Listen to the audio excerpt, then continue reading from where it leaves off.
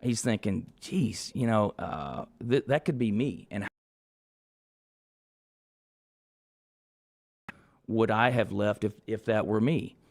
And by the time he turned back around, everybody's already getting off the plane. It was like it was over. It was forgotten. He said, so how do we not forget these people that have paid the ultimate sacrifice? And so he started Folds of Honor. It has since spread across the country. I'm sure you've seen, Budweiser's been an incredible partner. Adams Beverages here in Alabama has just been, they've been just influential in everything that we do. We couldn't have done this without them, and we are chapter, I think, number 33. We're the only chapter in the state. All the money that we raise here in Alabama stays in Alabama. As a matter of fact, exponentially more funds come back into the state than what we raise annually. And, everybody here is very competitive in everything that we do. So we were trying to get up the board and how much we raised and all this. We later found out it doesn't matter. And as a matter of fact, this came up within the last several months from the national yearly meeting that they had. The University of Alabama in Tuscaloosa has more scholarship recipients nationally than any other college. That blew me away. Wow. Just randomly. And yeah. I don't know what causes that. I think the people in this state want to fight for what they think is the right thing. The good news for the organization, 91 cents out of every dollar we raise goes right to these scholarships, which is a very good rating. That's about as good as it gets. And about 4 years ago, they opened it up not just to military, but also to first responders. So now you have the entire military plus fire, EMS, and law enforcement. So we really haven't tapped into the first responder side yet. That's starting to grow. We're getting the word out. But, you guys have been great. Can't say enough about Adams and Budweiser, but Hendrick Chevrolet. There's so many companies here in Alabama that have been incredible. United Distributors of Alabama has been an incredible partner. Red Mountain Financial has come on board. There's just so many. Blue Cross Blue Shield has been a partner from the start, along with several others. So it has. It's been a fun ride, but it's still growing. Yeah, and we ask you guys to do a lot throughout the year, and some of you at the end of the year are looking to make a donation before the end of the year. It's just a financial thing. We ask you to make that donation to Folds of Honor. You can do it any time throughout the year, or you can come and help us out with this event we've got happening this weekend. Yeah, if they want to donate Folds of Honor, and to your point, the Alabama chapter, it stays here in Alabama. So how do we do that? Alabama.foldsofhonor.org is the chapter website for Alabama's chapter. That goes right to it, and it's a tax write-off. That doesn't hurt. So you go onto the site, and it's pretty much instant. They make it easy. I say it all the time. We talk about it. There are so many insane things our government spends money on. The fact that we don't support our veterans is a crying-ass shame, and we should be so embarrassed as a nation by that.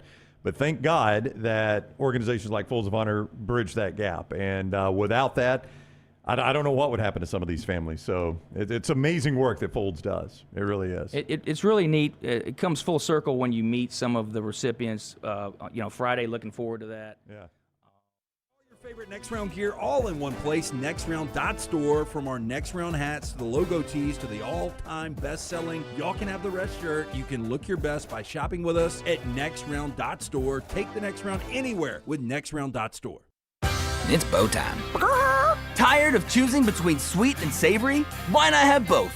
Introducing Bojangles' new chicken and bowberry waffles. The bold Cajun chicken filet you love, now drizzled with a bowberry honey glaze and sandwiched between two warm waffles. Which means your favorite meal of the day just met your new favorite dish. And lucky for you, it's served all day. But it's only here for a limited time, so try chicken and bowberry waffles at Bojangles today. It's bow time. You know what, D? I hate being on this highway with all these 18-wheelers. I don't know what I'd do if I got in an accident with one. First, call 911 to report the accident, and then hit up the gators of the litigation situation. Alexander Shannara Trial Attorney, because accidents with 18-wheelers, delivery trucks, and construction vehicles are complicated. Call 1-800-229-7989 or hit them up at Shannara.com. Alexander Shannara Trial Attorney. We go deeper. We fight harder. We win bigger. Call me, Alabama. Physical office location, Birmingham. Jim Dunaway, Lance Taylor, Ryan Brown. Live from the Birmingham Racecourse Casino Studios, the next round, presented by Bud Light, is on now. Before we get going today, we want to remind you later on, we've got a big tasting going on with our friends at Company Distilling today. Yeah, buddy flew in last night from Denver, and the whole Company Distilling team is going to be at Odie's Tavern in Edgewood from 4 till 6. We'll be doing a specialty show to 5 to 6, so come out and join us. Me and Brown are doing a home and home with Odie's tonight. We'll all be out there from 4 to 6, and then me and Brown will be out at the original Odie's, 8 o'clock for team trivia. But yeah, Company Distilling, you've heard us talking about it. If you finally want to try it, we'll have sampling out there. We'll be doing some great drink specials. So getting in the holiday festive spirit with our friends at Company Distilling. That's the Edgewood location, downtown Homewood. Look forward to that. 4 to 6 Central Time today. If you want to come by and we'll sample that Company Distilling. You got your concert shirt on. That's right. I like it. I've got my Odie shirt on right here today. Not intended to be on the air, but it was so hot up here I had to peel off the normal December wear as we get going today. It is an interesting time as we're approaching 48 hours from kickoff in Norman, Oklahoma, between Alabama and Oklahoma. I was watching all the big shows, including Get Up, on the national screens in front of me as we were preparing for the show. And that was a big talking point. It was all Alabama. There was no Oklahoma talk. And Greeny was asking the panel and everyone else, well, first question was, what's at stake for Kalen DeBoer in this game? The second question was, what's at stake for Ty Simpson in this game? Other question was, how does Alabama, maybe it was what's at stake for Alabama, or how can Alabama get back on track? So let's take the stake questions first. What's at stake for Kalen DeBoer in this game? A lot. I mean, back-to-back 4-loss seasons wouldn't be good. I mean, Nick Saban had, one 4-loss season in 17 years? I know we're comparing him with the greatest ever, but I'm just saying the table was ready. Everything was cooked. The meal was put in front of Kalen DeBoer. And look, I think Kalen DeBoer is one of the best coaches in all of college football, but the facts are the facts. It would be back-to-back 4-loss seasons. It would feel like they didn't even get to a college football playoff based on the fact that they lost to Georgia in bad fashion, and this will be the second time in basically a month you've lost to a helpless offense in Oklahoma. I read Matt Hayes' article today at USA Today. I saw that this morning, and it basically painted a picture of an Alabama fan base, which – Matt's very good at what he does. Matt's been on the show before. We like Matt. The headline of that says, forget Michigan talk. Kalen DeBoer can't afford another Oklahoma loss. And which is exactly the well-written headline that pulled me in, because I'm like, can't afford? What are we talking about here? What's Matt suggesting? I know, the writer doesn't write the headlines, I'm always told, but what is Matt suggesting with Kalen DeBoer can't afford another Oklahoma loss? I'm like, I don't know what we're talking about here. So, of course, I go read the article. And Matt paints a picture of a Alabama fan base that is already restless, and even making an SEC championship game and a college football playoff appearance doesn't cure the restlessness. And losing a third time to Oklahoma would pull a scab off of a wound. These are my words, not Matt's, but it's basically what he's saying. A scab off a wound that would create a difficult situation for Kalen DeBoer. Now, Matt never in the article insinuates DeBoer will be fired or anything like that. He's just painting a picture of an extremely restless fan base with the Alabama coaching staff if they lose this game Friday night. Yeah, and when there were athletic directors and powers that be boosters in Tuscaloosa that allowed that fan base to sort of direct the control the direction of the program and coaching hires and firings, you went from 1979 national championship all the way till 1992, and then you went from 1992 all the way to 2009, when you made a lot of firings, a lot of bad hires because the fans wanted this guy or the fans didn't like this guy. You need an Alabama guy, you need a Bear Bryant guy. We don't need an Alabama guy. We needed somebody new. You can't let the fans control the narrative. But it is another big game for Kalen DeBoer because it's a playoff game. It's a chance to take the program back into the national relevance. I think you get there by being in the playoffs, but it's an expanded playoff. It's not where Alabama's used to being. They're used to being in the Final Four, the Final Two. This at least gets you back to a New Year's Day. That's what's unique about this, guys. I was thinking about this the other day. If Alabama loses this game, then all of bowl season is going to be played without Alabama, basically. I mean, congratulations. We'll talk about it in a minute. But to last night's bowl game and the two we got happening tonight. But these are the teams that are used to playing on Tuesday and Wednesday nights. That's right. The big bowl games are still coming up, and the big teams are still out there to play. And the losers this weekend, they don't play in those January 1st or New Year's Eve bowl games because they're eliminated from the playoffs and they're not playing on those days. So a win in this game gets you in the Rose Bowl. Yeah, and realistically, you look at Tulane, if they lose, hey, look, it was a great season. James Madison, they lose. Oh, yeah. Great season. It's already a great season. Even Miami, Mario Cristobal, I know Miami fans aren't going to be excited about it, but, they're a 4.5 point dog right now in College Station. They lose, not a big deal. Oklahoma loses. You're building. Like, it's been inconsistent, 6 wins, 10 wins, 6 wins, 10 wins, but you still got to a college football playoff under Venables. It just will feel different with Alabama. I would say, though, that Alabama, they don't like to hear it, but it is a build since Nick Saban, though. I mean, Kalen DeBoer's first year with all the portal exits and a new everything, and then you do make it to the playoffs this year. It is a gradual build forward, but you're right. It doesn't feel the same at Alabama. Alabama's not in the build business, at least this point in time. Miami is. They're back in the playoffs. Those group of fives, big season. Oklahoma, Brent Venables, yes. I mean, you can. Indiana still feels better this year than it did last year. Yeah. Ohio State's got to win it all, or they're in the Alabama syndrome. They're in the Nick Saban Alabama syndrome. Anything other than winning it all again, Ohio State's disappointed. Georgia too. Yeah, just real quick, LT's neighbor in the chat room says the national media has been really weird the last few weeks about all this. They're forcing a story way overplaying where the fan base stands. I agree with this. I agree with that. I disagree with this. Yeah. I always. Right. I couldn't agree with you more. Yeah, I could not disagree. I think if Alabama loses, I mean, the fan base is still indifferent. I was at a party the other night and people were like, I just don't know about this anymore. I'm like, dude, he is a legitimate coach. He has won everywhere he's been. He's got you in the college football playoff. And go with your point because I got another one I want to make on this. I was going to say Alabama fans got pissed at Saban for losses, so let's don't pretend like they didn't get pissed at Saban. I mean, they would criticize Saban. Nick Saban's the best that's ever done it, and he caught criticism for not calling timeouts, not doing this, not doing that. So that's just life of an Alabama coach. But he never lost more than 2 games. Yeah, but that's irrelevant. I love Nick Saban. He didn't coach in this era. Yeah, I mean, it is a different ball game. I mean, he did 1 year. Well, 2 years. But not. It was enough to run him off. I mean, it's a different ball game right now. I'm not going to deny that.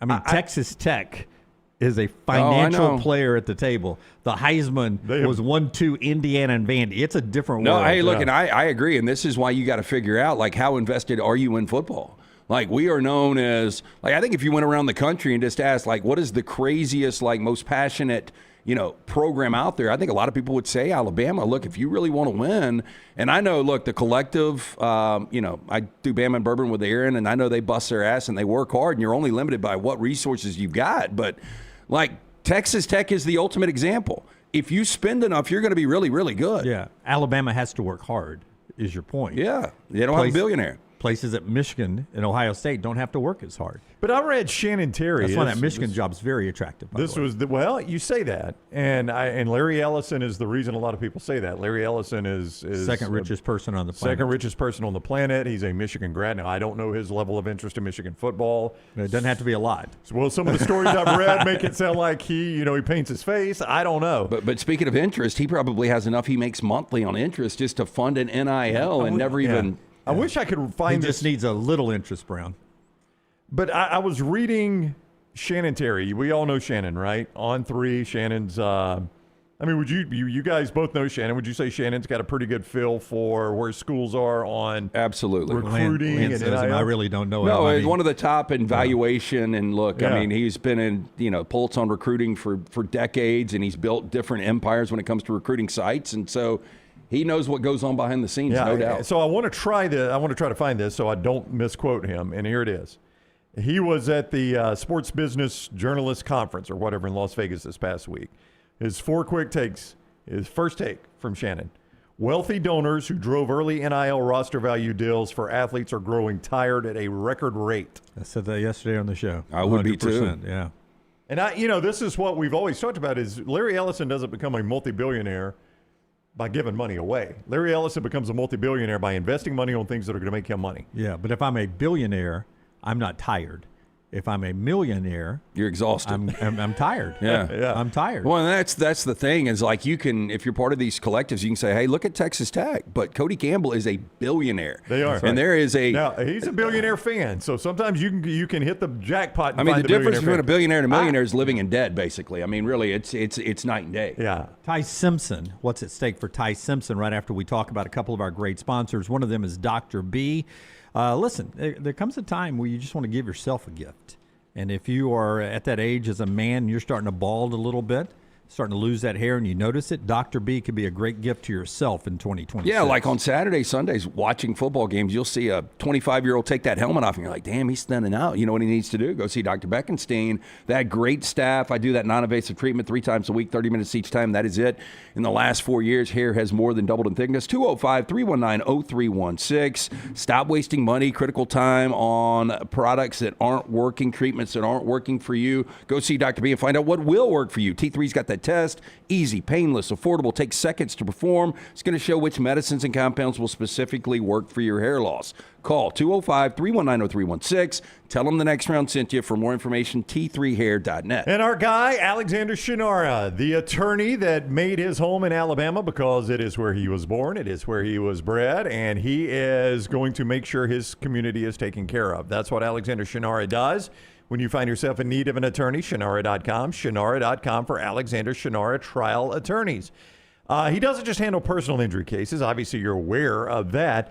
But also workers' compensation cases, bad drug and device cases, storm damage cases, disability cases. I mean, the list goes on and on. So don't just assume, well, it's not personal injury. He's not good for. No, Alexander Shinara handles that. More than $2 billion recovered for his clients. Shinara.com. Shinara.com. What's at stake for Ty Simpson? I want to make one point real quick on the table was set for Kalen DeBoer. I said this yesterday when you were out. The All-American team, the AP All-American team, was out for the second straight year. Not one first-team AP All-American at Alabama. That's a different feel because it felt like there were multiple ones when Saban was there. And in 2024, there was none. In 2025, there was none. Now, some of that could be related to performance on the field. I just believe the talent level, though it's still really, really good, not exactly the same. And I think part of that is what we were just talking about, the dispersal of talent all over college football. Yeah, but I still think it's one of the most talented 8 rosters in football. I don't think there's any doubt. I think it is strange that you don't have any first-team All-Americans and the Big Ten is one second and 1/3 team. Big Ten's littered with them. But I want to make this point that I was going to make.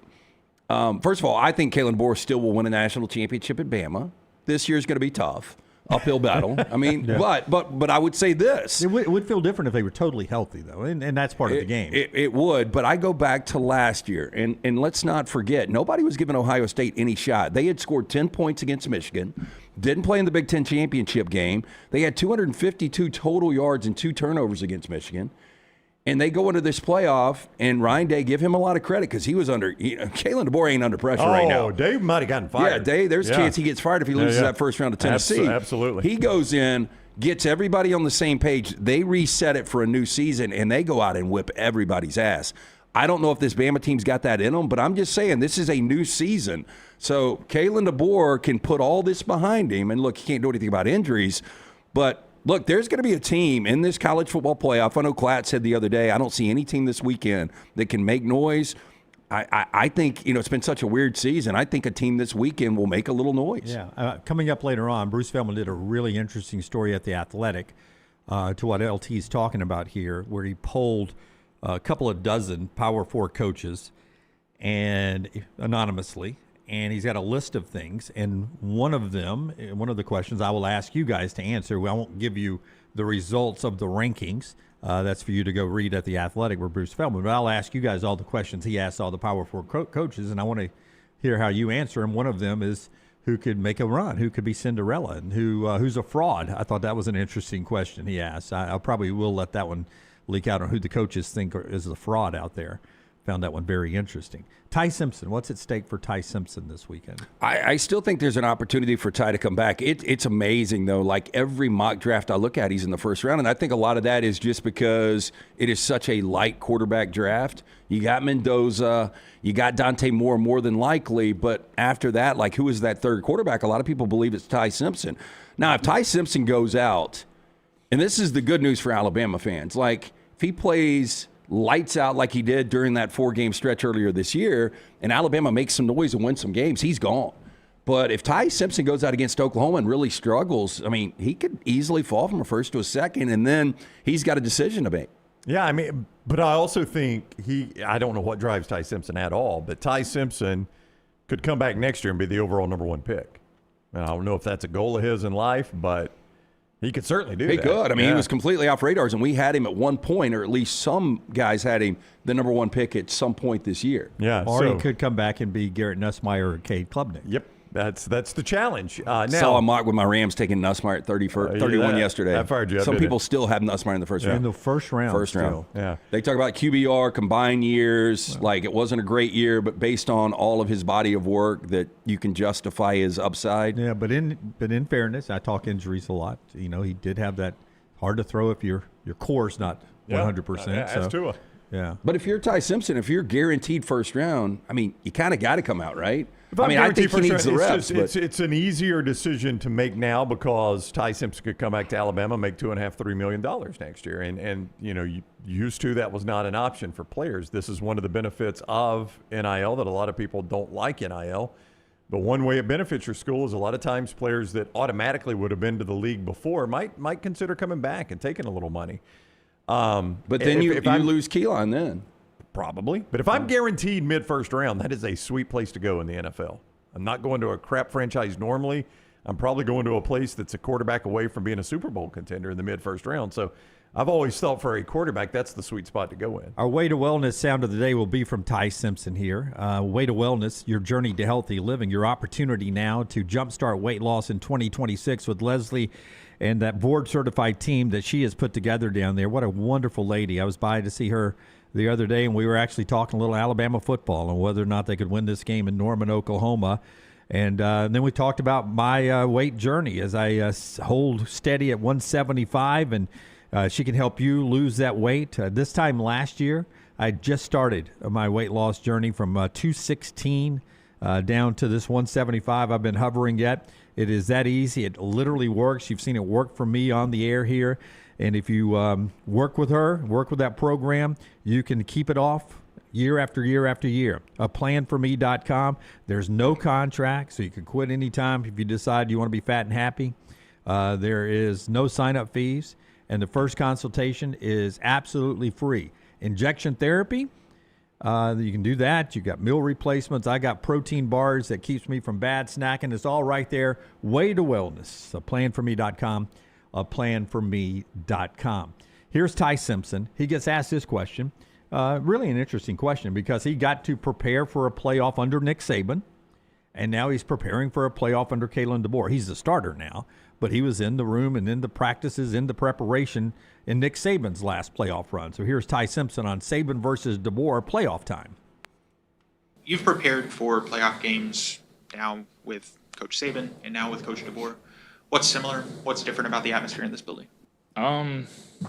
Really nothing, to be quite honest with you, right? Because one, right, like we're Alabama, we expect to be in the playoffs, and this isn't uncommon to us being in a primetime game like this in a big time environment, and then two, right, like you just prepare like it's another game, you know what I mean? Like you don't do anything differently. We know what's at stake for both teams, right? We kind of have taken it as this is it, right? Like this is the last dance. The 2025 team, like, how are we going to be remembered? Like, this is a new season. Like, it's 0-0. Everybody's 0-0 right now. You win, you advance. So, those I think are very similar from Coach Saban and Coach DeBoer's point of view and perspective, just because, like, we expect to be here and we know what's at stake and we're built for it. interesting there that not a whole lot of difference there in the preparation. We know what's at stake. I mean, we're asking the question, what's at stake for Alabama? What's at stake for Ty Simpson? Ty says we know what's at stake right there. I don't think you come play at Alabama and don't know that these games are why you play at Alabama, and you're expected to win these games, and you're expected to win the next game, and you're expected to win the next game. I mean, when you're a quarterback at a place like Alabama, that's going to be the expectation. I think he knows pressure is going to be there. Interesting. All of the narratives are on Alabama. Like you mentioned the fact that you saw on a couple of shows this morning where they were all talking. I don't hear anything from Oklahoma. And the crazy thing for Oklahoma is it was a good season getting here for the first time under Venables, but this is the 5th time they've been to the playoffs. You know how many playoff games they've won? Oklahoma? Yeah. 0? 0. Yeah. They have never won a college football playoff game, which is crazy. And they have been beaten by an average of, and I know it was skewed a little bit with that LSU just completely curb stomped in the Peach Bowl, but they've been beaten by an average of 18 points per game in those games. Their best chance was that classic Rose Bowl game against Georgia. But it progressively got worse for them. They should have won that Rose Bowl game. The next year they play Alabama and Miami. And that was their second best chance because Tua was hobbled. Yeah, but they were down 28-0 out of the And then Kyler played well in the second half. He did, and they made it respectable, but it was never in doubt. And then the next year, LSU blows the doors off. So it actually progressively got worse for them as they were in the playoffs. Yeah, so if you're an Oklahoma fan, I get that you're excited about being there, but damn, we got to win one of these games sooner than later. We're Oklahoma. Yeah. But you're right. I mean, I couldn't hear what they were talking about on Get Up. I could only see the graphics, and it was Alabama. And then another hit with Jordan Rogers came on, and it was another Alabama question. It was like Alabama. So, well, I mean, almost like one's in the SEC and one's not, but both are SEC teams. But it's a little bit like the NFL. Like there'll be how many NFL games this weekend? 16. Dallas is barely even a factor in the NFL right now, but boy, you'll see a lot of Dallas Cowboys talk, right? No. I mean, Alabama's the Cowboys. Alabama is the number one viewed team on TV this year. ESPN is well aware of that because it's on their own network, and it's a national brand. I mean, Nick Saban turned Alabama into a national brand, so Oklahoma is as great a brand as Oklahoma is. It's a bit of an afterthought. But I do think the interesting narrative is Kalen DeBoer, like this job security. Brent Venables was the guy that has lost. He's only won 6 games in 2 of his 3 years going into this year. Yeah. Like he was the guy that was on the hottest of hot seats this year. Absolutely. Yeah. For Alabama, we'll talk about path to victory, and for Oklahoma, their path to victory, coming up a little bit later in the show. Last night, we got bowl action going, where Jack State beat Troy here, 2 local teams in the state, separated by, about 156 miles, something like that, maybe? Yeah. Less than 200 miles. It's the first time that Jack State beat Troy in that rivalry since 1990. So it had been a while, but Jack State, your school, beat Troy last night 17-13. How big was that play, before you talk about the monumental aspect of it all? Just the hustle from Caleb Nix to chase down that kickoff and make that tackle, and then the defense forced them backwards and they missed the field goal. If you don't make that tackle, you're down 2 scores at that point. And Jack State's offense wasn't going to get it done. That's just a hustle play by Nix that I think Coach Kelly said afterwards, that's one of those plays that is lost in the box score and all that literally saves the game. Always chase the ball. You never know what's going to happen. And Caleb Nix, and for those that hear the last name and wonder, that is Bo Nix's younger brother, Patrick and Krista's son, that plays at Jacksonville State. And he chased the ball, carried it down, and changed the game. I mean, that kickoff return probably wins that game for Troy. And to your point, not only do they not get the kickoff touchdown, Jacksonville State gets a key sack after that because the quarterback doesn't get rid of the ball, and that takes them out of field goal range or makeable field goal range. So how close was the Hail Mary? I went to sleep. Way closer than it should have been. When Jack State picked up the 3rd and 6 with like a minute and a half, Troy still had it was a little over 2 minutes. They still had the 2 timeouts, but it was going to have to run out perfectly for them to get the ball back, and I was like, I ain't staying awake. Yeah. This game was already boring enough, We so I still shut had it to down. punt. We still had to punt. Troy had their 2 timeouts on the right side of the 2-minute warning. Yep. Ran it down, 2-minute warning, and we still had to punt. We kept snapping it with 10 seconds on the play clock. It was driving me insane. Yeah, I don't understand that. Run the play clock down. We're trying to milk it here. That Hail Mary was way closer than it should have been. It got tipped up in the air, and a Troy receiver dove, and I never really could tell on the replay how really close he was, but it was It was closer. Yeah, Luganville even was like, man, that was way closer. I knew it was a problem if you had Troy, because Troy was 1.5 yesterday morning. It went all the way to Jack State 3. We've got a mutual friend of ours, Travis, is in a bowl pool, and the pool is determining who wins the season long, and he's going to win a nice little payday if he does. So he's blowing my phone up yesterday like, why is this line moving this way? I'm scared to death. And I reached out to Furman, and Furman's like, I'm looking into it too, because that's a pretty crazy move. It was a crazy move, and I never got any kind of. I didn't either. Furman was like, there are a bunch of opt-outs. Wasn't just quarterback for Troy that he was so sketchy. But he tried to go. But Cam Cook didn't play for Jack State, and if you'd have told me Cam Cook didn't play for Jack State, I'd have been like, man, we're in trouble. Yeah, I mean, because Jack State can run the football 100 total yards last night rushing. Yeah, and Cam Cook's second in the nation running the football, and Troy's like 117 against the rush. That's why a lot of people thought Jack State would win this game. Yeah, but a 4.5-point swing in hours is massive. Yeah, in hours. And Furman was like, I'm looking into it. He goes, opt-outs have got to be that we haven't heard about. People are starting to hear about some of these opt-outs. But Furman's like, tell your buddy to stay away. I was like, he's in a pool. He's got to pick it. Yeah. Furman said, to Furman's credit, he said, go Jack State. He said, but I bet everybody in the pool is going to be on Jack State too. Yeah. But, I mean, it was the right play. At least you got the winner. Yeah. Now, in pool terms, you want to go where everybody else is going, right? Well, yeah, that's right. If you're trying to protect the lead, which is what our guy is doing, he's in the lead trying to protect it. One more thing to get to. Oh, by the way, quickly. How is he in the lead? Jack State becomes only the second team to win at least 9 games in their first 3 years of FBS. That is, Marshall has done that, or go to a bowl game their first 3 years. Marshall was 3 of 3, 1997 to 99. They've won 9 games, Jack State has, in all 3 years of their FBS. And it was the first ever FBS bowl game between 2 teams in the state of Alabama. Obviously, Alabama, Auburn never played each other, and Auburn and Alabama have never played Sanford or Jack State or Troy or South Alabama in a bowl game, and none of those teams have ever paired up before. Luganville and Matt Berry kept saying, this does not feel like a bowl game. This feels like a regular season game with 2 rivals that haven't played in a while. And I was texting with Lugs after the game, and he kept saying that. Did y'all get that same feel watching it? Yeah, when you saw the smack talking going on. Yeah. It was the rivalry game feel was there because there were some high school players that played against each other and they knew each other, or some high school teammates. And none of these guys are old enough to remember when Jack State-Troy was such a big rivalry, but I'm sure everybody around both programs tried to school them on it as much as they could. If we didn't do this for a living, if I turned that on, I would think that they play at least every other year. Yeah, it did feel more like a regular season game. I agree. All right, one more thing to get to in the opening segment here, but 2 more bowl games tonight. Lance'sLock.com, Lance'sLock.com if you want to play those games. So we did something last week we've never done before. We had a perfect week in football. We were 9-0. We were 7-0 in the NFL. We are killing it right now.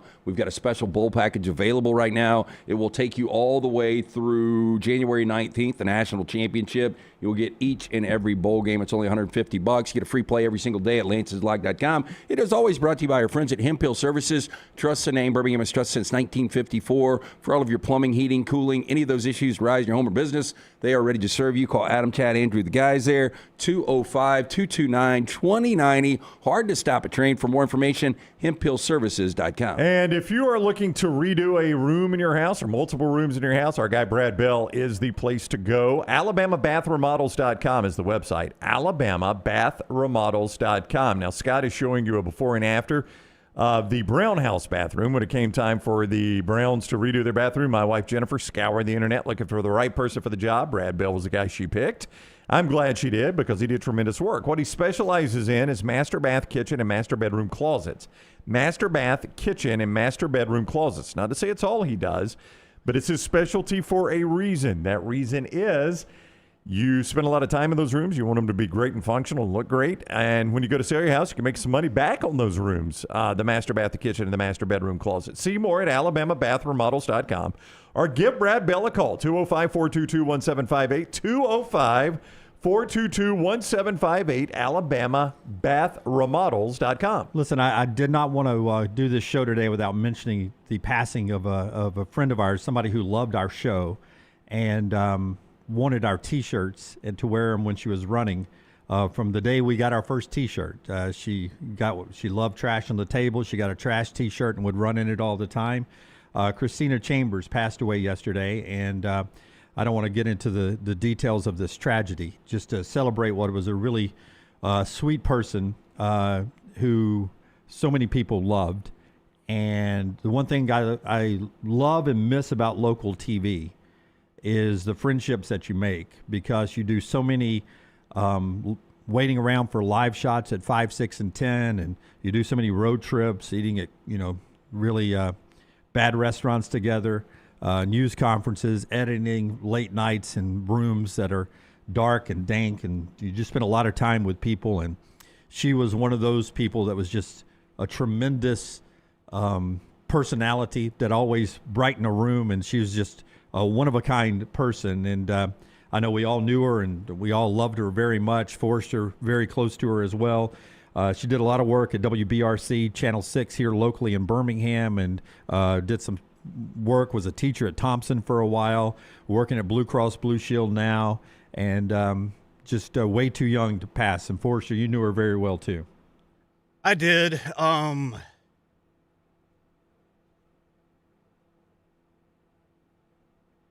sorry. It's okay.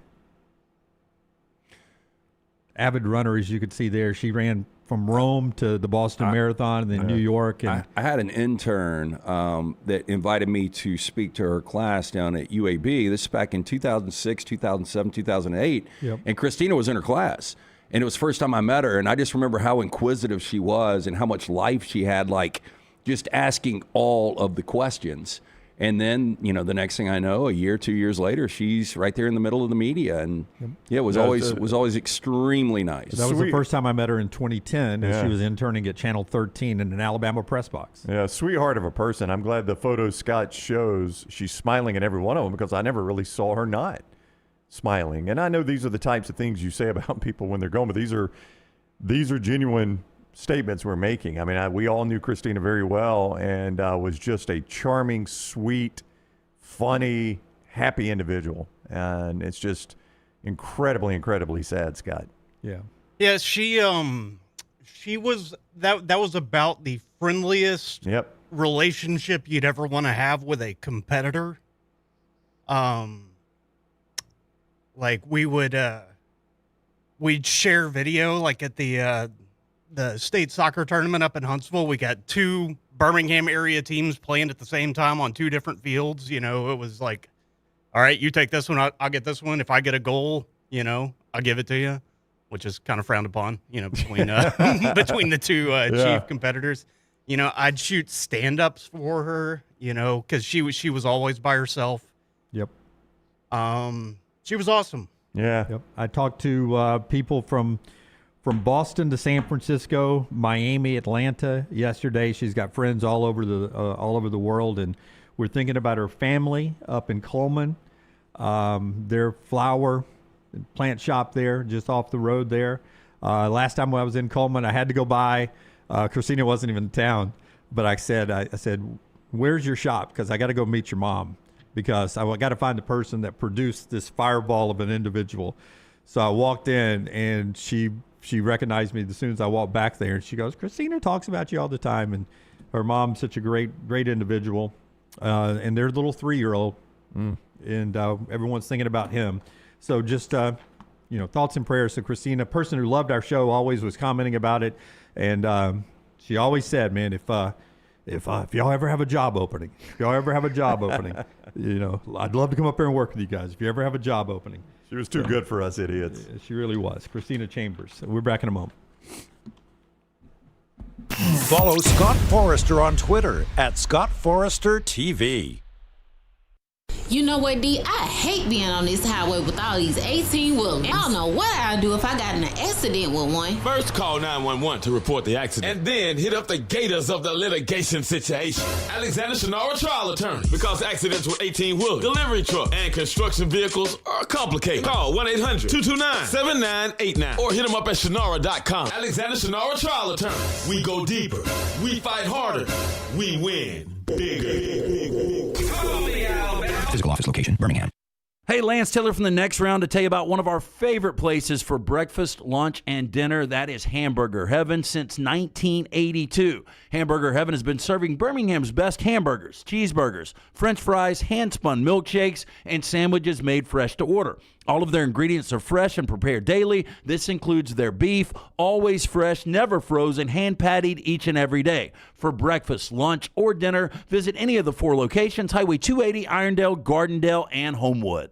Storm season is here. Make sure you have a plan of action in place right now. Greg from Pell City and Storm Restoration Roofing should be your first call when storms hit. Insurance companies love working with Storm Restoration Roofing because of Greg Nelson's name and reputation in the industry. When storms hit, call Greg Nelson. He's local, 205-542-3531. He's the home of the free no-cost roof inspection. Greg from Pell City on Facebook, 205-542-3531. It's Storm Restoration Roofing. Hey, let me tell you about our friends at Urology Centers of Alabama. Compassionate and comprehensive urological care with 35 physicians, 17 locations across Alabama. Their patient-centered approach to all of your urological needs. Remember, they've got that new men's health center. It is beautiful, helping men with a wide range of sensitive male issues in a comfortable environment. You can always go online, visit urologycentersalabama.com, schedule an appointment with one of their many urologists today. What are you waiting for? It's non-stop gaming action at Birmingham Racecourse Casino. Come play more than 900 of the latest and greatest games around, featuring fun bonuses and big jackpots. You can wager and win on horse and greyhound races from all over the world. There are more ways to win at Birmingham Racecourse Casino. Birmingham Racecourse Casino, located off I-459, exit 31, Derby Parkway. Must be 21 or older. Hey, there's nothing worse than waking up to a plumbing problem. Don't get caught in a flooded house. Call the guys at Hemphill Services. Adam, Chad, and the team at Hemphill are the only ones I trust to fix it and fix it right the first time. Hemphill Services does it right and always at a fair price. For all of your plumbing, cooling, and heating needs, trust the name that Birmingham has trusted since 1954. That is Hemphill Services. Call now, 205-229-2090. That's 205-229-2090. The beauty of the holiday is at the center of your table with the New York Butcher Shop. Their selection of USDA certified Angus prime rib roast, beef tenderloins, and fillets, as well as premium pork and lamb cuts, are the finest selections available in the market and are hand-cut just the way you want. With side dishes handmade by their professional chefs, your holiday meal is complete. Visit one of their 2 locations today in Cahaba Heights or off Highway 119 in Greystone. Place your order today. The New York Butcher Shop. Rare quality, well-done service. It's bow time. Tired of choosing between sweet and savory? Why not have both? Introducing Bojangles' new chicken and bowberry waffles. The bold Cajun chicken filet you love, now drizzled with a bowberry honey glaze and sandwiched between 2 warm waffles. Which means your favorite meal of the day just met your new favorite dish. And lucky for you, it's served all day. But it's only here for a limited time, so try chicken and bowberry waffles at Bojangles today. It's bow time.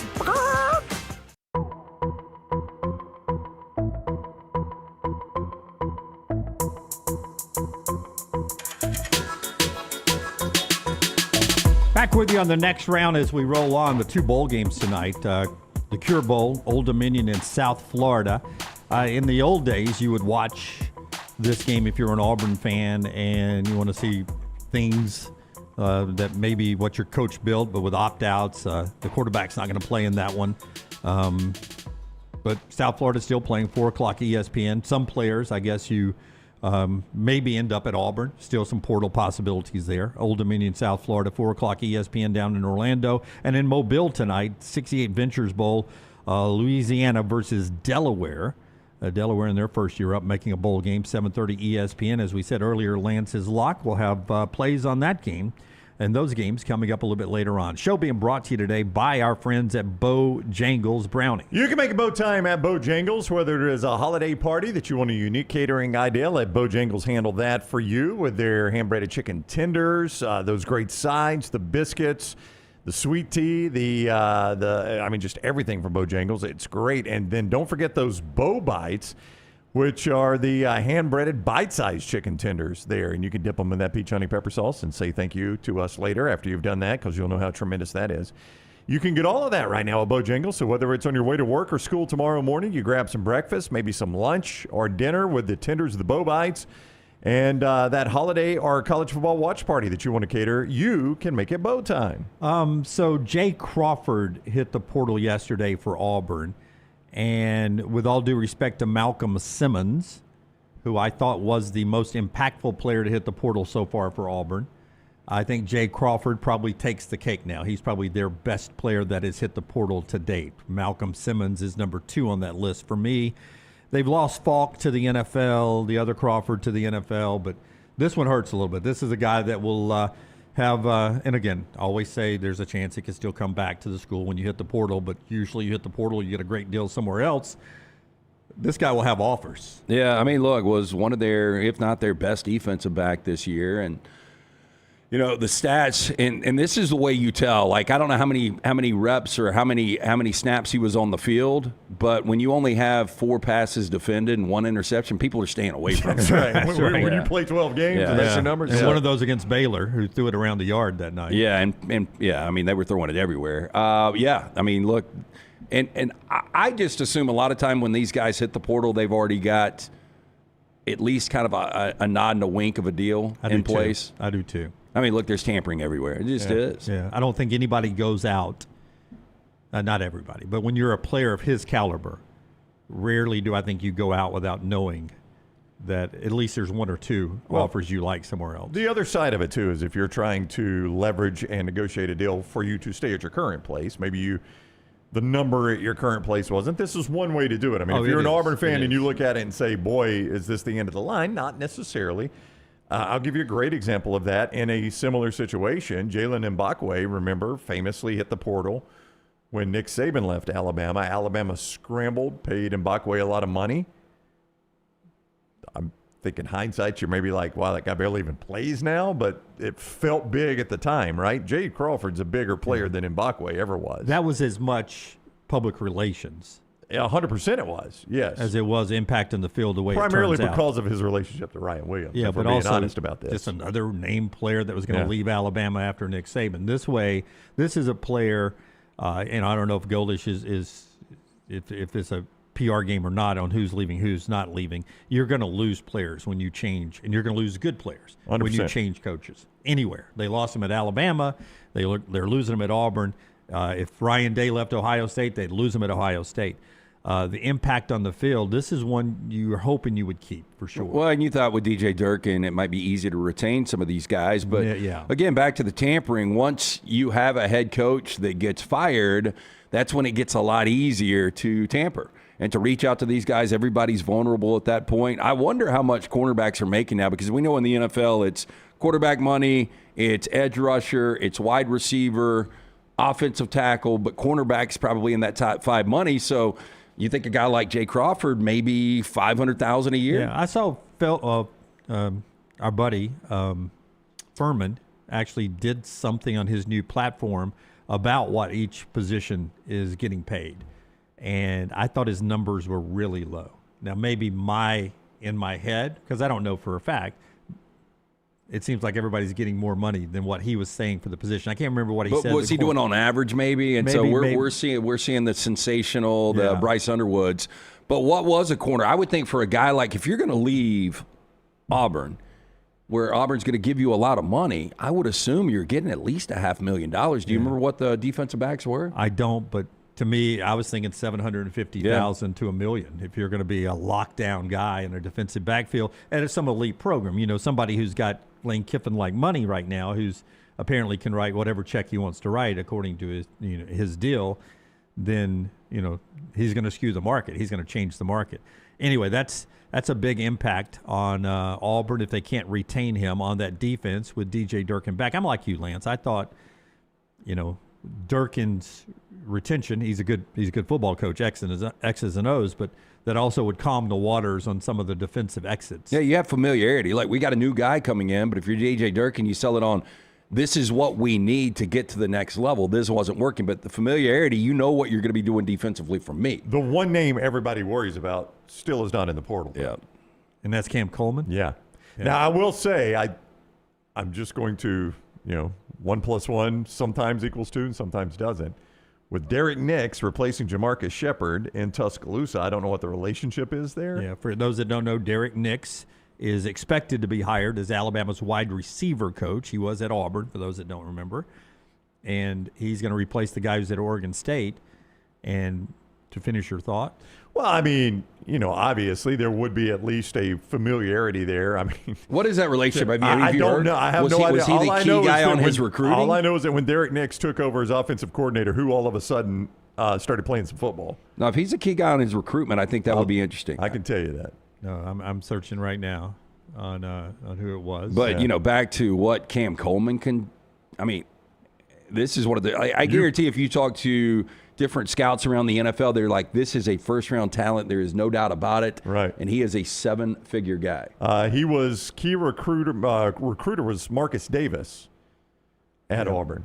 That's who recruited him the most. Yeah, who is rumored to be in the mix at Florida. Huh, wonder why.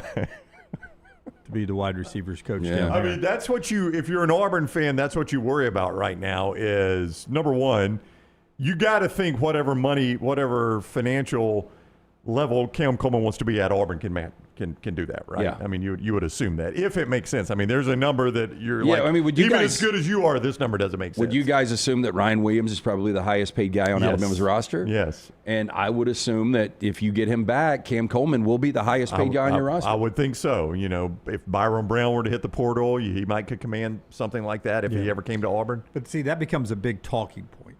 And let's jump into that after you tell us about our friends at Twin Peaks, LT, Twin Peaks. Hey, Twin Peaks, Dunaway mentioned multiple bowls today. The bowl season is here. There's nothing like a lot of people are just kind of shagging flies when it comes to work around the holidays. You can kind of knock off work. You can head over to one of those great locations at Twin Peaks, sit at the bar, get some of the incredible food, watch bowl action all day long. No one does happy hour like our friends at Twin Peaks. Whatever your preference, they've got everything from the tequila cocktails, extensive bourbon category, top shelf spirits and cocktails served over the ice balls, local craft beers, handcrafted whiskey cocktails, round out that adventurous menu, second to none. And don't forget about the 29-degree drafts, signature 29-degree drafts served up by those Twin Peaks girls running around in 3D. Stop in today, lunch or dinner, it's Twin Peaks. And a big event coming up Friday, Brownie, with our friends at Folds of Honor, with our friends at the Pants Store. Yeah, Pants Store is obviously a great place to go at any time.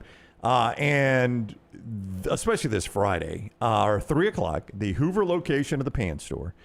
It's out in Stadium Trace near the Hoover Met. It is going to be the site of a shopping spree for 3 of the scholarship recipients from Folds of Honor. Charlie Jones with us yesterday, one of the board members of Folds of Honor, good friend of ours.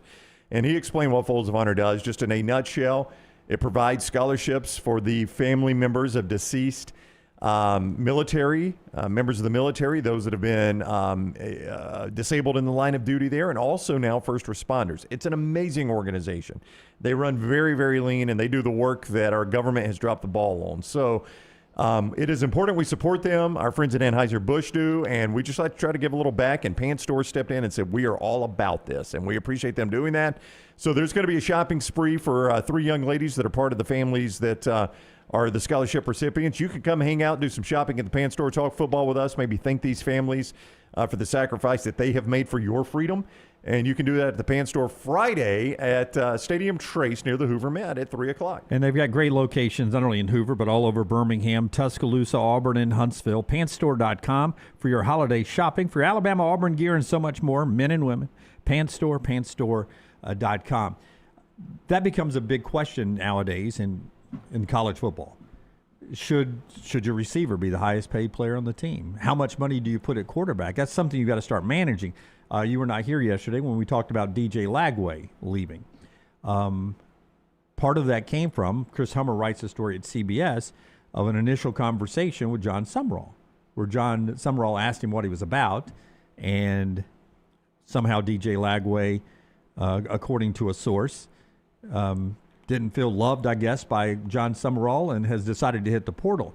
It was well known by those that cover Florida that DJ Lagway was going to have to renegotiate his contract, basically. He was going to have to take a pay cut because he was making more money than anybody else on the team. And it may not be good business to have, your wide receiver making the most amount of money on your team. You know what I mean? No, yeah. I mean, sometimes you've got that leverage and it just happens like that. Like Justin Jefferson right now is the highest paid player on Minnesota. You got a quarterback under a rookie contract, so it's a little bit different. Look, DJ Lagway would have gotten his money if he would have played and earned it. Yeah. He was so inconsistent. You know what's going to be interesting? Now that Vanderbilt's looking for a quarterback, wonder if they get DJ Lagway, and I'm just throwing out a random place, and you get a starting quarterback at Florida would leave Florida to go play at Vanderbilt. And it's viewed by some as an upgrade. Yeah. I mean, some would argue that's an upgrade. Yeah. And to that point, the system, the program you go to, sometimes you'll get overpaid by going to, by leaving one school and going to the other, and that's how you end up being the highest paid player here or there. For Ryan Williams, highest paid player because he was, such a big recruit, deserving of that. No doubt, but there's no science to this, and I don't know that we can honestly answer this question. This is just an opinion because you don't know a lot of things. You don't know the coverage Ryan Williams takes away from a Jeremy Bernard or a Josh Cuevas or something like that. But, I mean, if I just ask you, without Ryan Williams, what's Alabama's record right now? What do you think it is? It's the exact same. I mean, I think I'd probably say it's 10-3. I probably would too, but to your point, you can on tape see that that's right. Ryan Williams opens it up for Bernard. Does he take Cuevas. coverage away from Bernard or Cuevas or whatever? That aside, I only bring that up not as a slight at Ryan Williams. That's not all his fault, but to say there's no science in this either. There's no science in the NFL. If there were a science in knowing what to pay guys, the NFL would have it pegged, and they don't. They get it wrong all the time. Yeah, it's it makes the most sense. It's kind of obvious. And back to Vanderbilt, I mean, Diego Pavia is the reason they were in the mix. The quarterback should get the most money. But if you start to look around it, like even this first round, Texas Tech's best player is Jacob Rodriguez. Yeah. It's not their quarterback. Baron Morton's really good. Yeah, let me do what I should have done this better, okay? And that it came off as an insult to Ryan Williams, and I don't intend for that to be the case. So let me do this better. If you took Alabama's roster, Alabama's in the playoffs, so we're familiar with their roster, and said this should be your highest paid guy in NIL, who would you say it is? Alabama's? Yeah, Alabama's roster. If we're just going to say, all right, guys, end of the season, we're divvying up 20 million. That's not the way it works. I know this. End of the season, we're going to divvy up $25 million in NIL. Who gets the most? Okay, think about that. Okay. As we tell you about our friends at Crane U. It's a tougher question. It should be. Okay. No, that's what I'm saying. Alabama is legitimately almost like a team of no stars. Yep. Crane U, you can become a star at work. Maybe you want to change careers, and you're saying, man, I need a new career. And there's a lot of need for crane operators or heavy machinery operators. Crane U can actually help you with that. Our friends at Crane U can get that done. Crane U. I was wondering. I knew when these sons of bitches took my copy out. Friends at Crane U can help you. Yeah, Crane U has got the training you need today. If you're looking for that new career or need further training to advance your current one, our friends at Crane U offer the comprehensive state-of-the-art, fully stocked training facilities for mobile cranes, overhead lifts, or forklift training. You want to use your own equipment? Not a big deal. The team at Crane U, they will actually come to you on-site and on-location training offered nationwide. Make your job easier and your job site safer. Crane U also offers certification, safety inspections to ensure the safest environment possible. Classes available monthly, so call or visit our friends at Crane U. You can call 855-CRANE-U. Tell Nicole, Scott, all the fine folks, Francis, that the guys from the next round sent to you. You can visit them online, CraneU.com. And our friends at Storm Restoration Roofing, Greg from Pell City, his wife Andrea, want to wish you guys a very Merry Christmas this holiday season. As you're with your family, think about, as you gather under that roof, what's going on your roof. Get a free no-cost roof inspection with Greg from Pell City, 205-542-3531, 205-542-3531. Storm damage repairs, he does it. Roof replacement, when it ages out, he does it. Right now, he's got a soft wash plan. Very cost-effective that can get rid of staining on your roof, make your roof look younger or the actual age. Sometimes your roof's not that old. It just looks old because of the staining. The neighbors will notice a soft wash from Storm Restoration Roofing. Give yourself and your house a gift this year by calling Greg from Pell City, 205-542-3531. Greg from Pell City on Facebook. It's Storm Restoration Roofing. Brownie. This is really the way I wish NIL worked, and actually it's against state law in Alabama, and I think several other states to do it this way, but this is the way I wish it would work. I wish there were a pool, and at the end of the year, the coaches got together and they said, all right, you earned the most. Here's what it is. I think that would be a far more equitable way of doing NIL, and it would create it would create more competition on the field. Be so many bitter There guys. would be. Though. Yeah, I know why it doesn't work this way. For me, it still would be Ty Simpson, the quarterback. Okay. I think it's an easy thing to say. The quarterback's always going to be the most valuable player on the field in football. I think second, I would go Tim Keenan. I was thinking film guy. Our buddy Brooks Austin would go Tim Keenan. Yeah, Tim Keenan's got to be in the top 5. I think Germ, for a minute, you would have put him in the mix. I agree. Got to go to a playmaker, absolutely. Yonze Pierre, just how he's come on. Again, an edge rusher like that. Deontay Lawson as well. Bray Hubbard, you're just not going to pay a safety the most money, but how valuable is Bray Hubbard to that defense? Well, that was my point on Keenan. Him, much like the, Vita Vea for me, Aaron Donald was more than a plug in the middle, but he also was a pass rusher. But those guys are just so huge to allow everybody else to do those things. Bray Hubbard cleans up a lot of messes on that secondary. Xavier Brown is a really good cover guy. How often do you hear his name? He locked down Cam Coleman in the Iron Bowl. What would be fascinating if you talked to this coaching staff and said, you've got an opportunity for all these guys to come back, who would you pay the most? Yeah. And that would show you the confidence they've got in either Austin Mack or Keelan Russell. Yeah. We did all this, and either intentionally or not, we didn't mention Caden Proctor. Yeah, but obviously he's huge too. Brailsford, when healthy, is one of the best centers in America. Yeah, the NFL would tell you that it's either Ty or Proctor. Yeah, probably so. Yeah. They're going to tell you that. LT Overton would be in the mix too. It would be if LT Overton. He's unhealthy right now, out again for this game coming up this weekend. But he obviously, when he was there, was one of the bigger players. It's interesting to watch how you manage the rosters now. One more thing before we get to our viewing menu. On the playoffs coming up this weekend, if I ask you, do you expect the games to be more competitive this weekend than they were last year? Now, initially, I'm going to say, yeah, because, we've got true seeding this year, and we're going to have a real 8-9 game with Oklahoma, Alabama. We're going to have a real 10-7 game. But now we got to factor in these blowout group of 5 games that really could get nasty in Eugene. And for some reason, I feel like it's not going to get nasty in Oxford, but it could. Well, to give you a little perspective, the 4 teams at home this year are 27-2. The 2 losses, Oregon lost to Indiana, and what was the other one? Oklahoma lost to Ole Miss. Those are the only 2 losses. That's pretty impressive. Yeah, last year, we go back to the first round of this. The 4 home teams won by an average of 19.3 points per game. These were absolute blowouts. You're going to get 2 blowouts probably. The other 2 games should be really, really good. Yeah, we had the seeding screwed up last year. One of my frustrations in this Joel Klatt hot take on our show that is going super viral on the webs now. How viral has that thing gone? Quite viral. But a lot of people respond, the 8 seed won it last year. Guys, we had seeding completely screwed up last year. You can't look at last year and make it mean anything for this year. Yeah, would have been a top 4 seed. Yeah, the seeding was completely screwed up last year. We've actually got the seeding right. But did we talk about that in the moment, though? I think so. I don't know if we did. With Klatt? No, I'm talking about like when the seeding came out. Absolutely. Because I said all along we have placed way too much value on winning a conference championship in this thing. Like, I think there needs to be some value, but we've placed too much value in it. But all that aside, I'm with you, Lance. I mean, we've got the seeding right now where we ought to get 2 good games here in the first round.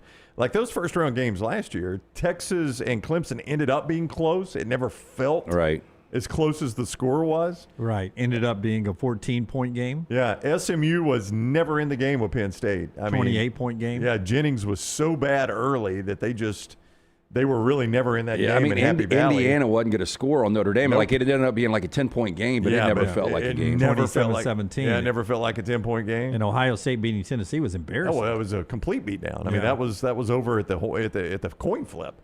So none of those games ever even felt like even a close team was in it. So I think you're going to get better than that at least in 2 games. Yeah, Michelson Laser Vision brings you the viewing menu. More from the Alabama-Oklahoma game as yesterday the coordinators talked. We'll hear from the coordinators in the next segment. But first, what LT and Tyler and everyone's watching, brought to you by Michelson. Yeah, the gift of sight this holiday season. If you know someone really close to you, they wear the glasses, contacts, they're wasting money each and every year. I'm speaking from experience. Make the phone call that I made in 2003, 205-969-8100. Best in the business, Dr. Mark Michelson, Dr. Jen Michelson. When you make that phone call, ask for Amy. Tell her the next round sent you. She's going to hook you up with a hassle-free consultation. You have 0 to lose to find out if LASIK is right for you. 205-969-8100 for more information. You can always go online, michelsonlaservision.com. All right. Prime last night, they dropped Fallout Season 2 early, and I didn't get a chance to watch it, but I'm definitely planning on watching it tonight because Season 1 was great. It's a future post-apocalyptic Los Angeles that is decimated by nuclear bombs, and people have to live underground in bunkers to protect themselves from radiation and mutants and other creatures and bandits that live on the surface. Season 1 was super wacky. Walton Goggins was great in it. And Season 2 will feature the New Vegas storyline, which I'm really excited about. I watched 2 episodes. I couldn't get into it. My older brother loves it because he said it's one of the closest to the game that you get, that translation. And I'm not a gamer. But I tried to give it a shot because I do like Walton Goggins, and there was too much going on. Yeah, it's a very wild world to get into if you're not familiar with it at all. But I do think that you don't necessarily have to have been a fan of the games to get into the show because they don't there's no barrier to entry to watch. Next up, Netflix has a new show called What's in the Box. Giant boxes conceal astonishing prizes, wild surprises, and unexpected reveals. Host Neil Patrick Harris will lead pairs of contestants through rounds of fast-paced trivia as they race to guess what's inside each box. But unpacking the prize is only the beginning. As the high-stakes game unfolds, competitors' smarts, strategy, and stamina will be tested. Shifting alliances and unexpected twists mean only those with sharp instincts and a little luck will hold on to their winnings and claim victory. So it sounds like trivia mixed with Deal or No Deal. Yeah, game shows are much more complicated than they used to be. Yeah. Yeah, I would agree. I guess they got to get really creative and unique, but I don't know. And then finally, if you're looking to go to the theaters tonight, there is an early access release for the SpongeBob movie Search for SquarePants. Hoping to prove his bravery to Mr. Krabs, SpongeBob follows a mysterious swashbuckling ghost pirate known as the Flying Dutchman on a seafaring adventure that takes him to the deepest depths of the ocean. And that's what I'll be going to see tonight. Oh. Sounds like a lot of fun. It does. It really does. Laugh a minute. All right. That's what Tyler is watching tonight, brought to you by our friends at Michelson. By the way, with the new seating, maybe we fix the next round of playoffs. 13-point win, 20-point win, 17-point win. Only the Texas-Arizona State 39-31 8-point win was single digit in the second round of the playoffs. I do feel like, if you look ahead at any of these potential matchups, they all feel closer than that. I know, generally they won't be. You'll get one blowout probably, but they all feel closer than that. Yeah, seems like they would be, but I guess not. You got really good teams waiting on them. No guarantees. No guarantees in the NFL playoffs either. All right, when we come back, hour number 2 on the show, more on the college football playoffs and a lot more. Brought to you by our friends at Bud Light. Easy to drink, easy to enjoy. Oh, watch out, lady. What are you doing? Oh, come on, man. Shawty just destroyed my whip. Say no, man. You need to call Alexander Sumrall, man. What the hell? Yeah, Alexander Sumrall trial attorney. I heard they get you paid quick, fast, and in a hurry. With 500 attorneys. And staff holding it down for clients they've represented in 50 states. 659-777-7777. Or Sonora.com. Alexander Sumrall trial attorney suing the insurance company, not the individual. Call me, Alabama.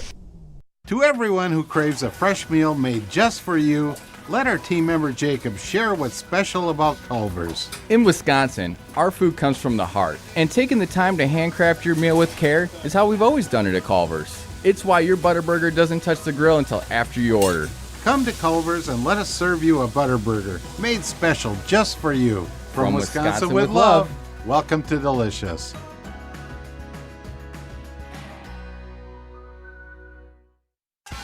What are you waiting for? It's non-stop gaming action at Birmingham Racecourse Casino. Come play more than 900 of the latest and greatest games around, featuring fun bonuses and big jackpots. You can wager and win on horse and greyhound races from all over the world. There are more ways to win at Birmingham Racecourse Casino. Birmingham Racecourse Casino, located off I-459, exit 31, Derby Parkway. Must be 21 or older. The beauty of the holiday is at the center of your table with the New York Butcher Shop. Their selection of USDA certified Angus prime rib roast, beef tenderloins, and fillets, as well as premium pork and lamb cuts, are the finest selections available in the market and are hand-cut just the way you want. With side dishes handmade by their professional chefs, your holiday meal is complete.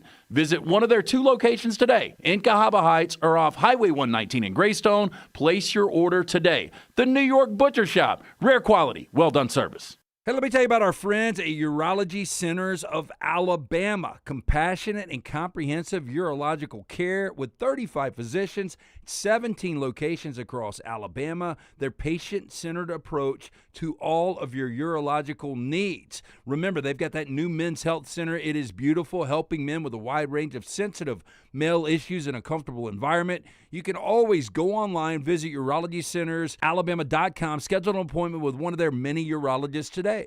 Storm season is here. Make sure you have a plan of action in place right now. Greg from Pell City and Storm Restoration Roofing should be your first call when storms hit. Insurance companies love working with Storm Restoration Roofing because of Greg Nelson's name and reputation in the industry. When storms hit, call Greg Nelson. He's local, 205-542-3531. He's the home of the free no-cost roof inspection. Greg from Pell City on Facebook, 205-542-3531. It's Storm Restoration Roofing. Hey, there's nothing worse than waking up to a plumbing problem. Don't get caught in a flooded house. Call the guys at Hemphill Services. Adam, Chad, and the team at Hemphill are the only ones I trust to fix it and fix it right the first time. Hemphill Services does it right and always at a fair price. For all of your plumbing, cooling, and heating needs, trust the name that Birmingham has trusted since 1954. That is Hemphill Services. Call now, 205-229-2090. That's 205-229-2090. It's bow time. Tired of choosing between sweet and savory? Why not have both? Introducing Bojangles' new chicken and bowberry waffles. The bold Cajun chicken filet you love, now drizzled with a bowberry honey glaze and sandwiched between 2 warm waffles. Which means your favorite meal of the day just met your new favorite dish. And lucky for you, it's served all day. But it's only here for a limited time, so try chicken and bowberry waffles at Bojangles today. It's bow time. Jim Dunaway, Lance Taylor, Ryan Brown. Live from the Birmingham Racecourse Casino Studios, the next round, presented by Bud Light, is on now. Developing news as we start hour number 2. Before we get into what's happening today with our friends at Company Distilling, the Dolphins have done what a lot of people thought they would do, and we discussed yesterday, Brownie. They have benched Tua Tagovailoa, and I'm not entirely surprised by this. I'm a little bit, I guess, surprised by their decision on who they're actually starting. But they have benched Tua Tagovailoa as they are now eliminated from the playoffs, and with Tua's injury history, it's the smart thing to do. I mean, you've got a ton of money invested in him. In spite of how poorly he's playing, you still got a ton invested in him that you just can't wash. So I don't know why you would continue to play him this year. You know what Tua is at this point. You know what he can and cannot do. But he's also played poorly enough that you can justify the benching. That's kind of the problem. Like, you throw him 15 picks, and now if you're Mike McDaniel and you assume that he survived this year with the little run they went on, I guess you assume that. What do you mean, he finishes the season? No, I'm talking about like he's the coach next year. I don't know if I would assume that. No. Yeah. Well, I mean, he helped himself, but I don't know if I would assume. And maybe that's one of the reasons that he's more comfortable doing this because, you get on the bad side of Tua and, but I mean, who do you start? Zach Wilson or Quinn Ewers? I would go Quinn Ewers. I would go Quinn Ewers too. Zach Wilson is technically the backup. Quinn Ewers has been the third emergency all season long. See what you got. But you may as well. I mean, you've got literally absolutely nothing to lose at this point. There's literally nothing you can lose. You're not going to the playoffs. You can only help your draft pick at this point. Lance is right. You may as well see if Quinn Ewers has some NFL chops to him. It is the first time since 1998 that me, Tua, Peyton Manning, Tom Brady, and Patrick Mahomes will not be in the NFL playoffs. Yeah. Since when? 98? Yeah. Wow. Big miss for you there. I'm sorry you're missing it. If you take me and Tua out, it is also the first time since 1998 no Peyton Manning, Tom Brady or Patrick Mahomes in the playoffs. Wow. That's pretty crazy. Yeah, it is. It is crazy. Our friends at Company Distilling, a fun day happening today with those folks. Yeah, we'll be at the Odie's Tavern, the newest location in Edgewood. We're doing an activation with our friends at Company Distilling. We'll have merch, we'll have sampling, we'll have great drink specials. Come join us from 4 to 6 at Odie's. If you've been waiting to try a whiskey as good as the company you keep, now is your opportunity. We've been talking about Company Distilling for months. Now you can come out, try it with us. Again, Odie's 4 to 6. We'll be doing a live show 5 to 6. But if you're just out and about this holiday season, you've got a big holiday party, pick up a bottle. Great stocking stuffer. For more information, Company Distilling /Alabama. The College Football Spotlight. It is the Shannara Spotlight presented every single day by our guy, Alexander Shannara, elite trial lawyers that have recovered more than $2 billion, maintaining his core values: integrity, mastery, passion, and success. One thing Alexander Shannara wanted to do was build a firm that took care of his hometown. He's done that right here in Birmingham. More than 24 years, they've grown to more than 150 lawyers, supported by more than 500 dedicated team members. You can see more and anytime you're in need of an attorney by going to Shannara.com. Shannara.com. You don't pay a dime unless they win your case at Shannara.com. And, of course, our spotlight is Alabama, Oklahoma in the playoffs in Norman coming up. Ryan Grubb, the offensive coordinator, in front of the microphone yesterday. And he gets asked what the offense needs to do to get back on track for the Crimson Tide. To get the offense back to where it was when it kind of was at its peak this season, what do you think needs to happen? Well, obviously, we got to get a rhythm early in the football game. We're capable of that in the SEC championship. Besides taking a knee at the end of the half, I think we ran 19 plays in the first half of that game. 9 of them were runs. We just weren't effective at all. So it starts with just, moving the chains on third down. I think simply put, those are the things that we did really well early in the season and at the midpoint when we were on that 4-game run against some tough opponents. And the consistency in that is we're more than capable. We got great kids that play hard, smart, and they're more than capable of getting that done. So excited about the challenge. So injuries aside, because that became a big reason given why the offense had started to slack off a little bit, there seemed to be some other issues with the offense. I mean, injuries are always a big part of it, but are there other concerns about Ryan Grubb and this offense as you get ready for this challenge at Oklahoma, other than injuries? I mean, getting Cuevas back and a healthier Ty Simpson and Brailsford and all that helps. Yeah, being one-dimensional, obviously, it can throw everything out of whack. And play calling is such an art. And when it's fluid, you can tell, and it just hasn't been like this. And Alabama now, when you go back to Auburn and Georgia, sub-300-yard games. You know the last time Alabama went back-to-back sub-300 offensive yard games? Do I go back to the Shula era? Not quite. Wow. I'm a little surprised by that. 2007.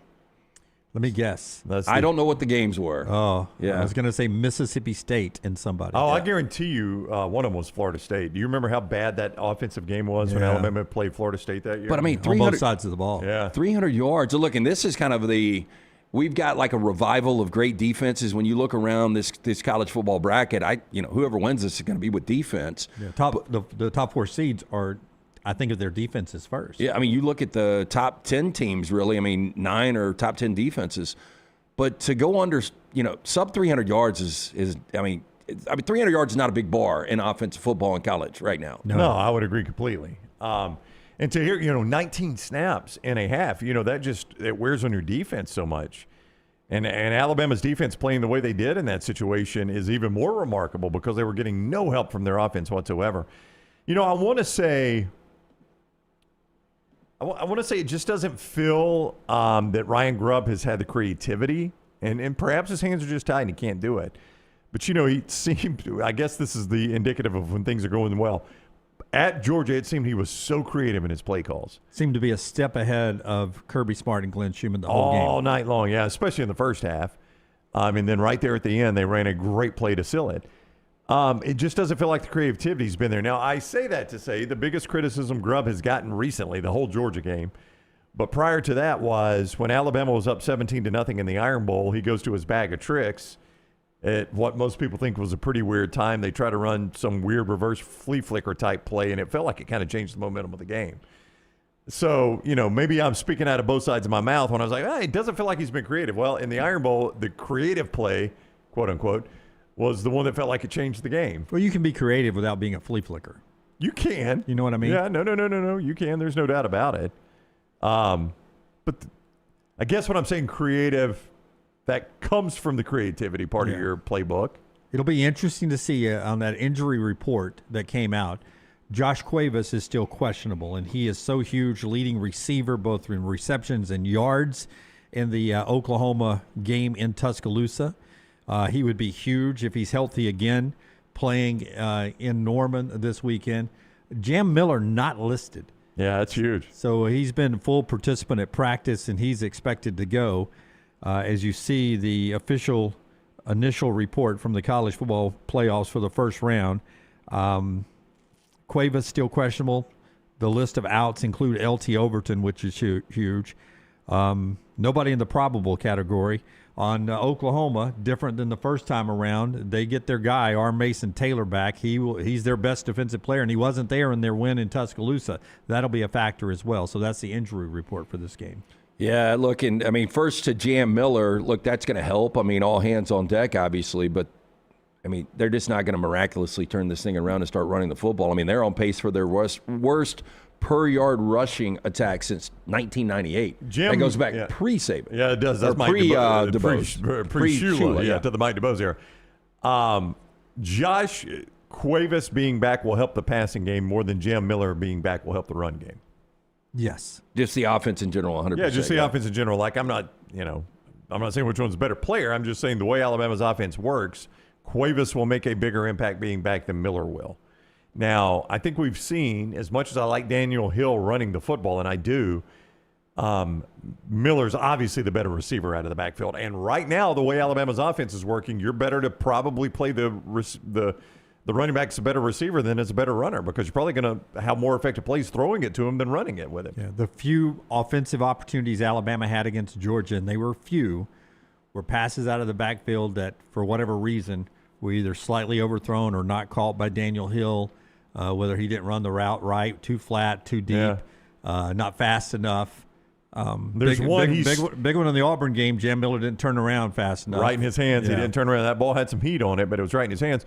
And there was the one play with Miller, when the game was still in question, it's before Georgia had pulled away from Alabama, where Miller just falls backwards. Daniel Hill. I'm sorry. Thank you.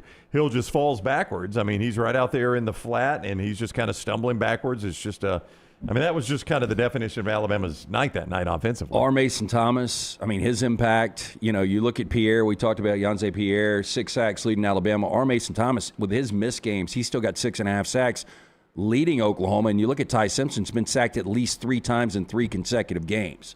That's going to be their key to victory, is getting after Simpson, pressuring him, and forcing those mistakes, as Oklahoma defense always does. I said R. Mason Taylor. Is that a bourbon?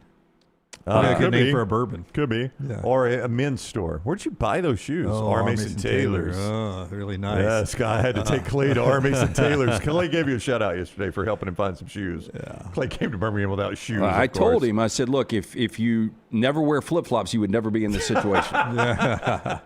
All right, we'll get to our 4 downs, brought to you today by a couple of our great sponsors. One of them is our friends at Hemp Hill Services. Tell us about Hemp Hill, LT. 205-229-2090. Trust the name. Birmingham has trusted since 1954 for all of your plumbing, heating, cooling. Any of those issues arise in your home or business, they are ready to serve you. Call Adam, Chad, Andrew, the guys there. Hard to stop a train. For more information, hemphillservices.com. And if you want to see America, go see it in an RV from Johnston RV Center. Their Joy to the Road event going on right now around the Christmas holidays, where you could get a fifth wheel as low as $43,800, $399 a month with approved credit and 0 down right there at Johnston RV Center. Amazing savings right now on the Joy to the Road event, and you can find a price range that fits just about any budget, from the smallest budget to, hey, I'm in there looking for the top of the line, just completely filled motorhome. They got those as well for you at Johnston RV Center. I-65 exit 304 in Coleman, 334 in Decatur. Always online at johnstonrvcenter.com. And don't forget RV warranty forever. Make sure you got a lifetime warranty on anything you buy there, new or qualifying pre-owned. You can get that right now at Johnston RV Center, I-65, exit 304 in Coleman, 334 in Decatur, johnstonrvcenter.com. First down. Double-digit dog this weekend that has the best opportunity to win outright. Tulane over Ole Miss or the Vegas Raiders over the Houston Texans? I will say Tulane over Ole Miss. I think so, too. Like, Vegas' offense last week against Philadelphia was awful, and they're playing a better defense this week in the Texans. What was it, the shortest game in NFL history? Yeah. But, boy, it's the NFL. I mean, to your point, those teams, worst team to best team is closer. No doubt. And there's almost always an outcome on an NFL Sunday. You're like, did not see that one coming. When you got a full slate of Sunday action, you almost always get at least one that you're like, well, I did not see that coming. Yeah, I get that. But, boy, the Texans are playing for a lot right now. They're playing at such a high level, and the Raiders have completely tapped out on Pete Carroll. They have. Yeah. I think I feel more Tulane, and I do too. I mean, the fact that Pete Golding making his first coaching appearance, our first head coaching appearance, there are a lot of factors in that game. So I'd probably go Tulane. Yeah. But it is the NFL. Yeah, true road game instead of a bowl situation. Not as much of a layoff hurts Tulane. Both of those things do. I mean, if it was a long layoff at a neutral site bowl game, that would play to Tulane. That helps Ole Miss. That it's a shorter layoff and it's at home there. Striped out Vaught-Hemingway Stadium, by the way. They're striping it red and blue? Okay. Like red, white, and blue. Internally, like, there's been so much going on in Oxford. Obviously, it's the same with Tulane, but the interesting thing is we talked about this the other day, the blueprint on the right way to leave a program, Jon Sumrall, perfect. 100%. And the wrong way, Lane Kiffin. Yeah, you're seeing them. Yeah. And to your point, you wonder about the Ole Miss players. And I don't know why, because more Tulane players, more impactful Tulane players, will move upward and outward to bigger programs. But I worry about the Ole Miss players who are worried about where they're going to be next. How many are texting Kiffin right now? That's right. I really do. Starting with the quarterback, is Trinidad Chambers, is he getting another year, and will it be in Oxford or Baton Rouge? That's a storyline, and he's the guy that touches the ball every offensive play. Well, I keep thinking every time I see the commercial as an Ole Miss fan, how much do you like that? Is it a T-Mobile commercial or AT&T that Chambliss is on that they show during the games? Have y'all not seen that? I haven't seen it. Yeah, so I may have. I don't pay attention to it. It's Trinidad Chambliss, and it's set up like decision day. And he's like, I've made a decision. I'm going to transfer. So I'm paraphrasing here. And he goes, yeah, transfer me over to T-Mobile. And he hangs up, and everybody's like, oh. And he's like, what did y'all think I was talking about when I was going to transfer? Well, the interesting thing coming from Ferrier State, he just wanted the guy that could be a quality backup. Lane Kiffin did when he recruited him. We've talked about this story before. But, his NIL is probably what Brock Purdy was making $1 million, one of the lowest paid. And this guy was 8th in Heisman voting. That's right. And to your point, he wasn't making $1 million, but the NFL equivalent in college, he was a low-paid player on the team. Yeah. He will be next year. I bet that went up during the year a little bit. I would think. Yeah, like he's doing an AT&T commercial. Those are pretty big. He probably would have taken anything. I was talking to somebody that's very involved with the collective, and they were like, on this particular roster, everybody gets $25,000 at least. If you're like the lowest of the low on the depth chart. And you just wonder, how much did Trinidad Chambliss really get? $50,000 maybe? Maybe. That's a good number. Yeah, he would have been to go to Ole Miss. Yeah, sign me up. Sign me right up. Thank you. Second down. Well, how about, Austin Simmons, you don't even mention the guy anymore. That guy disappeared. But, boy, he would be big in the portal. In the portal, he could probably get some serious looks. Eugene Levy is 79 years old today. Eugene Levy or Marv Levy? 4-time consecutive AFC champion. I enjoy Eugene Levy's work, but is that who we're talking about? Marv Levy? Yeah, Marv Levy. Yeah, and Eugene Levy, whatever. Levy, yeah. But, from SCTV to Splash, he's been doing work He has been, but it always seems like it's on almost a niche comedy, like the mockumentaries he's in, like Best in Show. The Christopher Guest stuff. That's just niche comedy. Not everybody watches those. Schitt's Creek was very popular, but it's a little bit niche comedy. But, boy, it was funny. It was funny. It hit at just the right time with during COVID. He's also the only member of the American Pie cast to be in every American Pie movie. Oh, how about that? What an honor. I did not know that. Really? Like I can't believe Stifler wasn't. Even the spinoffs. Like even the male, his son wasn't in every one Jason of them. Biggs. Yep. The one that surprised me most is Jennifer Coolidge. Yeah. I mean, she says yes to everything. Yeah, she'll grab $1, won't she? Yeah, She was in the Minecraft movie. I know, she will be in anything. Does she play a lot of different characters? No, she plays the same exact character in everything she's in. Like, she doesn't even have to prep. She's like, sign me up for that one. I'm going to be the ditzy, overweight, sexualized blonde. Okay, you're in. I'm going to go Marv Levy, though, because my childhood, the Bills were horrible. Then Marv Levy came along. Then they're good now. Yeah, I'll go Eugene just for the longevity. And the K-Gun was an innovative offense at the time. Jim Kelly and the K-Gun. Yeah. So, I mean, he was a kind of over an innovative offense. Sort of brought that from the Houston Gamblers, but yeah. Yeah, did he really? Yeah. Well, I mean, so Kelly, that's what Kelly was running. Who was the Houston Gamblers coach? Do you remember Jack Pardee? The offensive coordinator, though, was the Mouse Davis. I think it was. Yeah. I think I was about to say it was the guy that watched put snippets of porn in between each play to keep the players' attention, but I don't think I that was remember him. that story, but I can't remember who did that. Totally random, but Bum Phillips has got a documentary out. Have you guys seen it? I have not. I almost watched it when I was doing my prep the other day. Bum Phillips was he I was loved unique. him. Yeah. But it's on Amazon Prime, I think. Yeah, I've got to watch my 50 years of Buccaneers on Prime at some point. Oh, that's interesting. I didn't know that was out. Yeah. 50 years of so just looking back at the 50 years of your franchise. Yeah. I think I have a media kit coming from the Bucs. Oh, do you? They gave out for their 50th anniversary. How about that? Hoping to get my hands on one. Yeah. Collector's Third down. Manny Pacquiao, 47 years old. By the way, pretty good documentary I saw. Like, I haven't seen the movie Christy Martin with Sidney Sweeney, but I saw the documentary on Netflix about Christy Martin. I don't know how I missed all of this stuff that happened later in her life. I mean, it is absolutely insane. Yeah. But speaking of boxing, Manny Pacquiao, 47. If I went Manny Pacquiao or Manny Ramirez?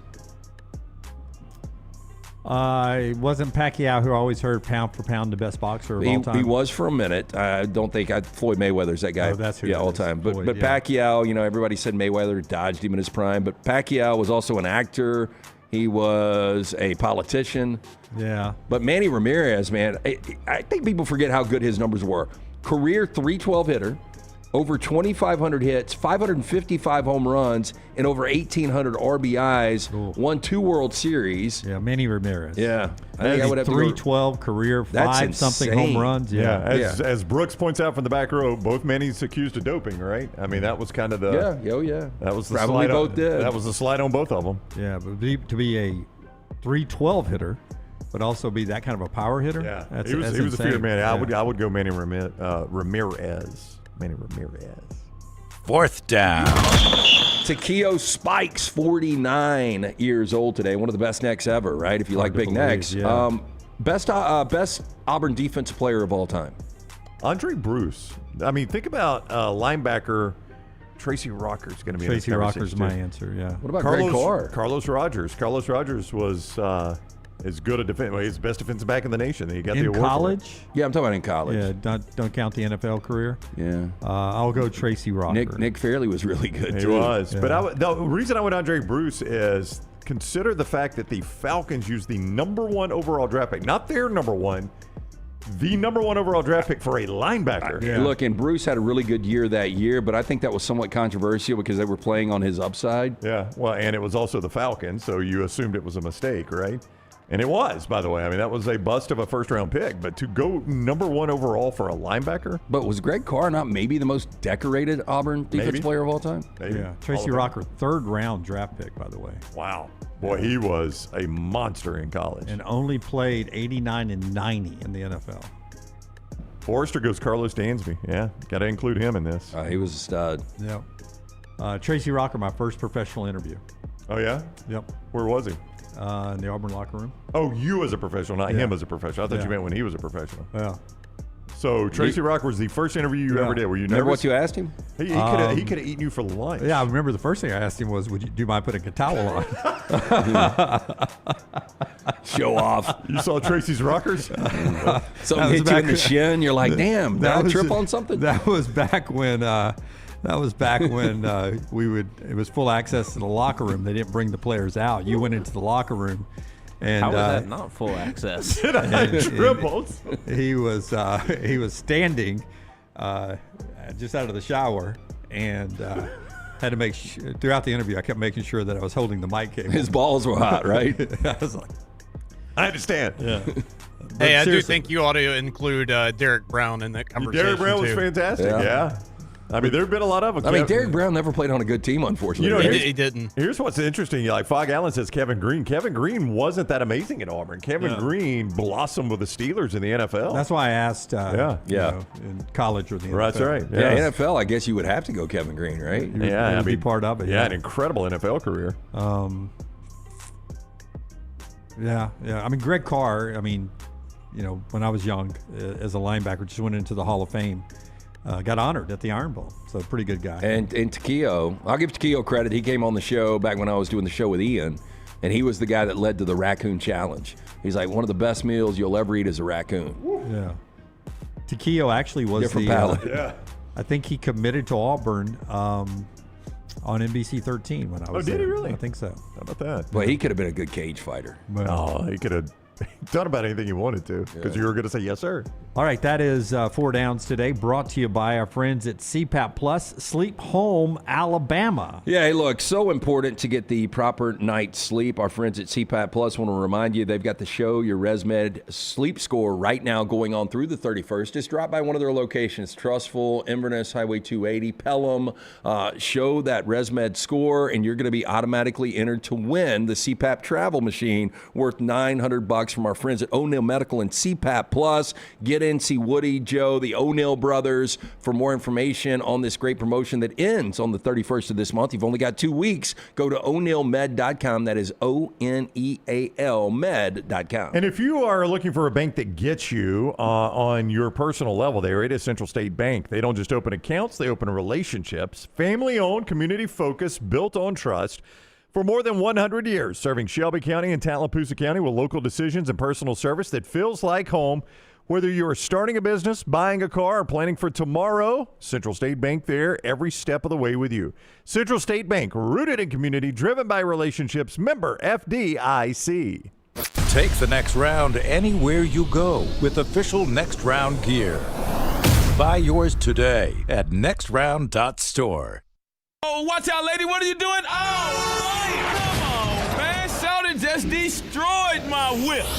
Say no, man. You need to call Alexander Sumrall, man. What the hell? Yeah, Alexander Sumrall trial attorney. I heard they get you paid quick, fast, and in a hurry. With 500 attorneys. And staff holding it down for clients they've represented in 50 states. 659-777-7777. Or Sonara.com. Alexander Sumrall trial attorney suing the insurance company, not the individual. Call me, Alabama. Legal services provided. Are any other provider. Twin Peaks is the best in the game. Here, you're in the red zone for every college rivalry and divisional matchup all season long. I mean, where else are the scenic views as good as your view of the game? Only at Twin Peaks, the #1 sports bar.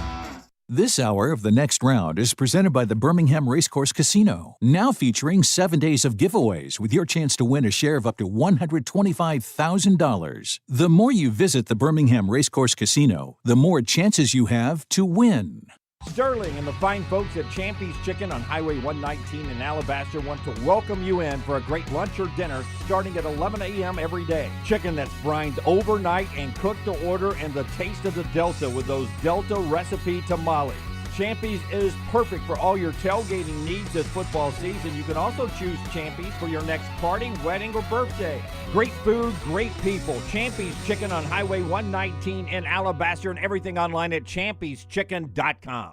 Storm season is here. Make sure you have a plan of action in place right now. Greg from Pell City and Storm Restoration Roofing should be your first call when storms hit. Insurance companies love working with Storm Restoration Roofing because of Greg Nelson's name and reputation in the industry. When storms hit, call Greg Nelson. He's local, 205-542-3531. He's the home of the free no-cost roof inspection. Greg from Pell City on Facebook, 205-542-3531. It's Storm Restoration Roofing. Hey, Lance Taylor from the Next Round to tell you about one of our favorite places for breakfast, lunch, and dinner. That is Hamburger Heaven since 1982. Hamburger Heaven has been serving Birmingham's best hamburgers, cheeseburgers, French fries, hand-spun milkshakes, and sandwiches made fresh to order. All of their ingredients are fresh and prepared daily. This includes their beef, always fresh, never frozen, hand-pattied each and every day. For breakfast, lunch, or dinner, visit any of the 4 locations, Highway 280, Irondale, Gardendale, and Homewood.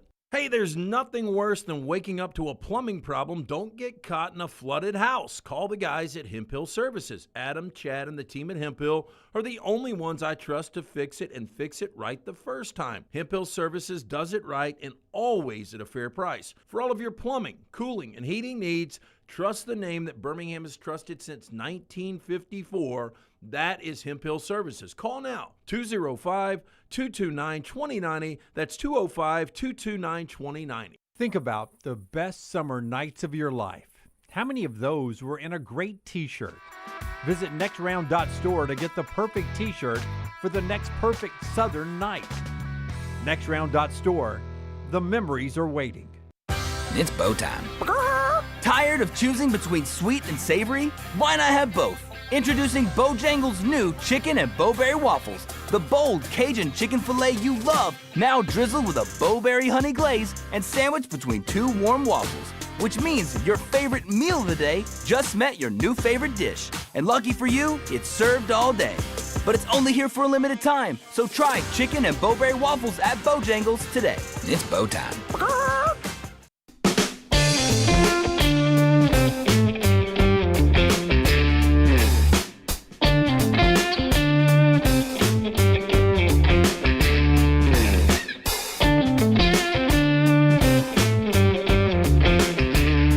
Next round rolls on right now. By the way, before we get back to college football, the Dodgers picked up Edwin Diaz this weekend.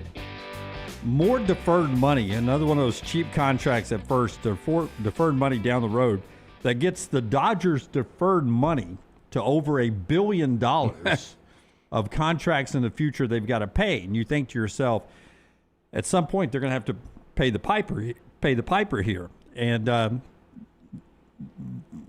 do a little research. And I did this, read some stories.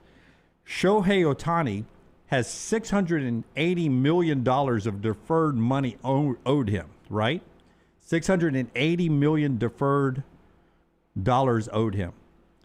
This year, in 1 year, the Dodgers made $700 million off of global marketing and merchandise deals.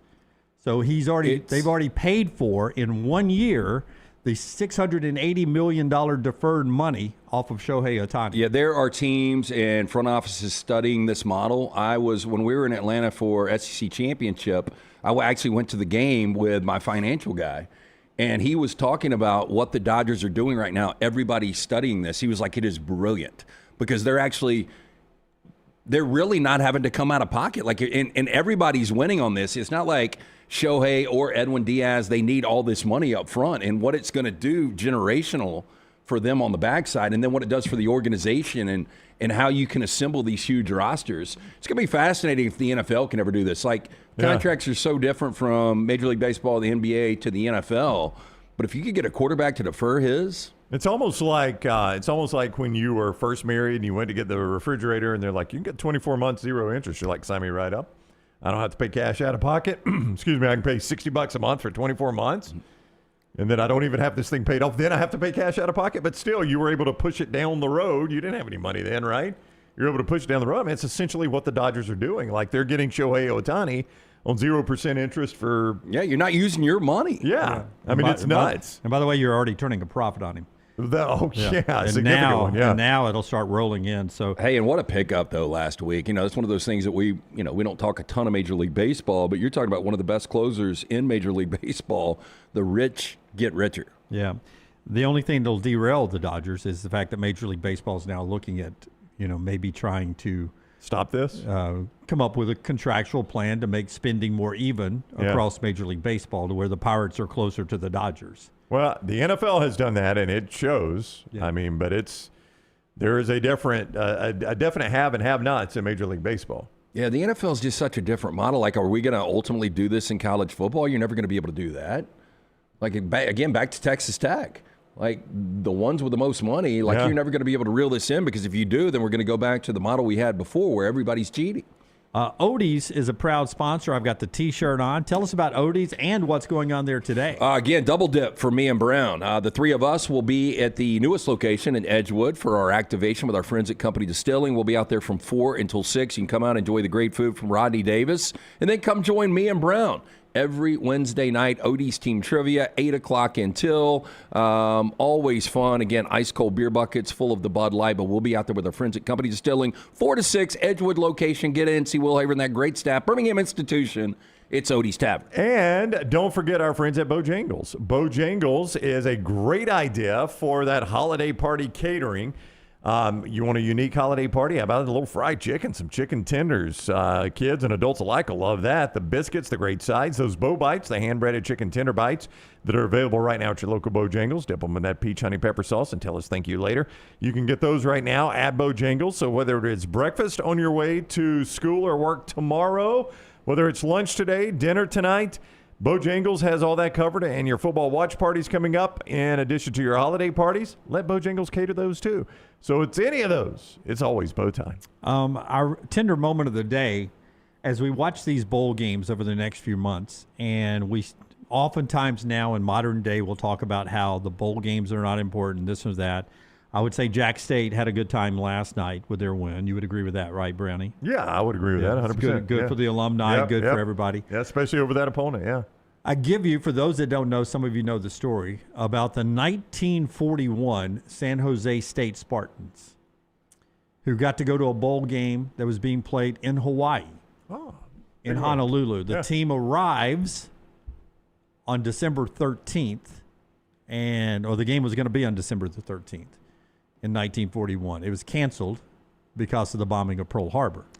The team was already on the island, and the team decided to stay and help. And they helped with cleanup. They helped police the curfews and everything that was going on. Some volunteered in the medical tents. Some ended up enlisting right there on the spot and going to fight the war. Is this a true story? True story. 1941 San Jose State Spartans team already on the island when Pearl Harbor happened. The game gets canceled. They stay and help. And it was an amazing story that I just learned about this year. Never heard this in my life. I got suckered into watching the terrible Michael Bay Pearl Harbor movie. This would be a really good movie if the right person grabbed this. Yeah, I was thinking the same I've never heard thing. that either. I'm a lifelong college football fan. I've never heard this story. 1941 San Jose Spartans were going to play Hawaii in Honolulu. Yeah. And the game ended up getting canceled. So wow. So when you the bowl games used to be so important to communities, and I really think, like I was looking at the logo last night of the one that's played in Montgomery and the one that's played in Mobile and the one that's played here in Birmingham, and they're owned by ESPN, and the logos are sort of, you can tell, same company did the logos and everything. And if we're going to save the bowls, a few of them, I say we save them by getting them back more community-run, community-oriented. Well, what's interesting is, like, I watched that entire bowl game last night. Can you guys tell me what the sponsor does? I know we were saluting the veterans, but I don't know what the sponsor Which does. we all should. Saluting the veterans is very important. I don't know. Do you know the answer to this? I do not. That's what I'm telling you. I watched the entire game. My alma mater was playing. I'm watching the game. Yeah, and normally I have that's no something clue. I Google in the middle of it. I know. Like tonight, you'll have the 68 Ventures Bowl in Mobile. If you wager to guess what 68 Ventures does, what do they do? I would say when I see 68 Ventures, for some reason I think it's a gas station. That's because of Phillips 66. That's right. Yes. 68 Ventures. Or Unical 76. You remember you had Phillips 66 and Unical 76. That's right. You think 68 Ventures was their competitor. I assume it's something to do with investments. I don't know. I'm asking rhetorical questions. I don't know the answer to these questions. Like, you used to have sponsors that you know what they did, but the bowl game was a way to educate it. And I'm watching last night, and I still don't know what this company does that sponsored this bowl game. I would say it's investment. I would say Cure Bowl is about trying to cure cancer. We're trying to raise money to to cure cancer. For some reason, I thought it was to cure food insecurities. Maybe so. I don't know. I don't know the answer to that, though. Yeah. Like the Snoop Dogg Bowl, we know what it is. Snoop Dogg. Yeah, it's Snoop Dogg. I mean, I don't know why he's sponsoring a bowl game, but we know. A couple of more bowl games happening tonight. It just doesn't make sense. Moment of the day, brought to you by our friends at Inverness Country Club. It makes sense for you to be a member of a country club when it's Inverness, because there's a reason why Inverness is the fastest growing club in town. Oh, man, just a great club. Again, I had lunch up there for the first time in a long time last Friday, but they've got the state-of-the-art fitness center. They literally have something for everyone in the family. If you're looking for a great Christmas gift for the entire family, and you're going to win, because if you're a golfer, get to play golf on that great course every single day. The best days happen at the Inverness Country Club. The wife can have the social membership, the racket club. Also, childcare, big plus. Maybe the wife works from home. What about working from the club while they watch your kid? They've got memberships that fit everyone. To take a tour of the unbelievable club, go online, ICCalabama.com. Okay, doesn't make sense. The ACC announcing they're going to rework their tiebreaker for 2026. They don't know what it's going to be yet. They're going to work on it in the offseason. Almost cost them a little bit this season. They do announce yesterday they are moving to a 9-game schedule starting next year for 9 teams. 12 teams will play 9 games. 5 teams will play 8 games next year. You know what you better have next year? A hell of a good tiebreaker system. Because what are you going to do when one team is 8-1 and one team is 7-1? Who wins that tiebreaker? Well, if you go by win percentage, the 8-1 team. Yeah. If you go by something else, perhaps the 7-1 team. I'm assuming these 5 teams are the ones that have the agreement with Notre Dame. They're not going to play. I know Clemson, Florida State, and Georgia Tech next year are 3 of the teams that play 8 games. So they don't play. They don't play the 9. They play 8. They're playing 8. So I need to see if Clemson, they're on Notre Dame. Florida State, and Georgia Tech. Initially, those 3 to me all play SEC teams. I don't know if that has anything to do with it. None of those are on Notre Dame's schedule. I assumed when I saw 5 teams wouldn't be playing 9 games, they already had the agreement with Notre Dame, but no. Yeah. So this is bizarre. It is. It's a weird thing. Well, I mean, they do all play an SEC out of conference. Yeah. In 2027, they'll move to 16 teams playing 9 games. But because they've only got 17 teams, there will be 1 team every year that will only play 8 games. Is it that difficult to have everything even? Yeah. Meanwhile, this year...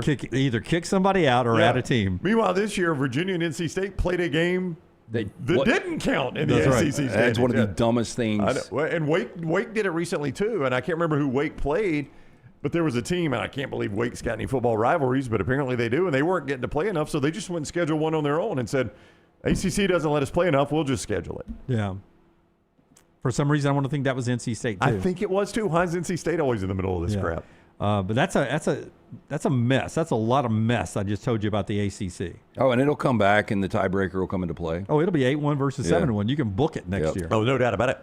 Well, let me ask you this. If the college football rankings, if it comes down to a at-large bid, do you think they'll give preference to a team that played 9 conference games versus one that plays 8? So in other words, if it's an SEC or a Big Ten, and you're breaking the tie, and you're like, well, I mean, 8-1, like you can't guarantee that team would have won that game. You can't guarantee they would have lost it, but you won that game. But if you had, let's use specific teams. If I have 8-8, let's go 7-2 Texas A&M, and then I've got 7-1 Miami. Oh, I see what you're saying. You see, different conferences. Different conferences is my point. Yeah. I mean, do you think they'll look at that? Yeah. Look, to me in the ACC, if I'm 7-2 and another team is 7-1, I consider myself tied with you at that point. Yeah, I've played 9, you've played 8. Yeah. We both have 7 wins. We're going by the win column or the loss column. Yeah. No, I mean, it is a complete mess, and you're right. When you create a mess like this, you know it's going to come back to haunt you. Yeah. Again, problems the NFL never has. I know. Yeah, exactly. Because you know what? They probably wouldn't expand to where an odd number. Well, I mean, you've got 17 games now. Yep. I'm talking about they would not expand to where they, their problem is they've got 17 teams. Yeah. The NFL's always going to add to if they expand. Like the NBA's talking expansion next year. Yeah, and they're talking about it won't be Seattle or Las Vegas. It's Seattle and Vegas. Yeah. Yeah. Or it'll be 2 other teams or That's 4 right. teams. Yeah. It won't be 3. It won't be 1. That's the ACC for you. Typical. In a nutshell right there. All right. Before we get back to the college football playoffs at the top of the hour and Alabama and Oklahoma, a couple of other things going on in the world. Kenny Dillingham and what is going on with him at Arizona State. If it's not Kalen DeBoer at Michigan, and I think 75% of the world believes that's the case now, right?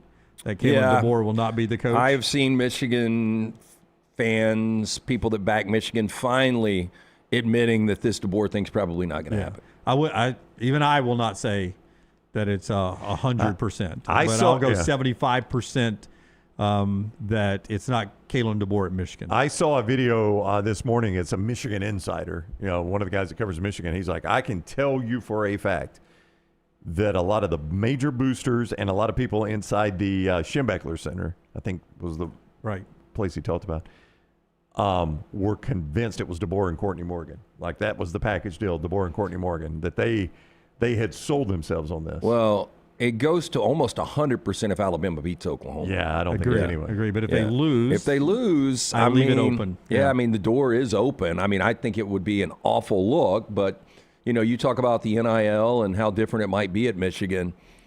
I think Jesse Minter is going to end up being the guy.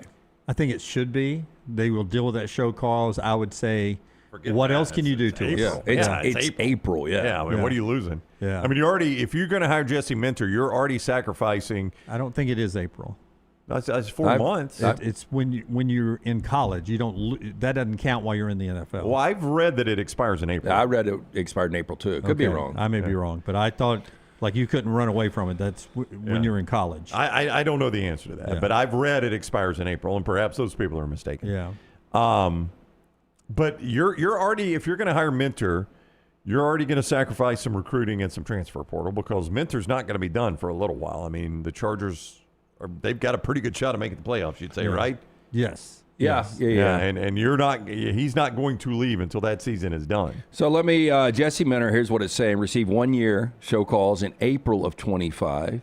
Penalty restricts his employment at NCAA schools, requiring any hiring institution to restrict his duties, but it expires at the end of December of 2025. Oh, wait a minute. That's what it says here. He's about to be clean. Yeah. Clean on the other side. So maybe that's what you're waiting for. Maybe the rule has changed to where... Or maybe that's it. Like, we want DeBoer. If DeBoer loses to Oklahoma, we're going to make this mad. We're going to put the press on. But if he doesn't, then we'll just wait till the end of December and we can hire Minter. Brandon Marcello says Kenny Dillingham not out of the mix yet, despite the contract talk there. With Dillingham, he says, now Marcello's very upfront, there has been no contact between Michigan and Kenny Dillingham.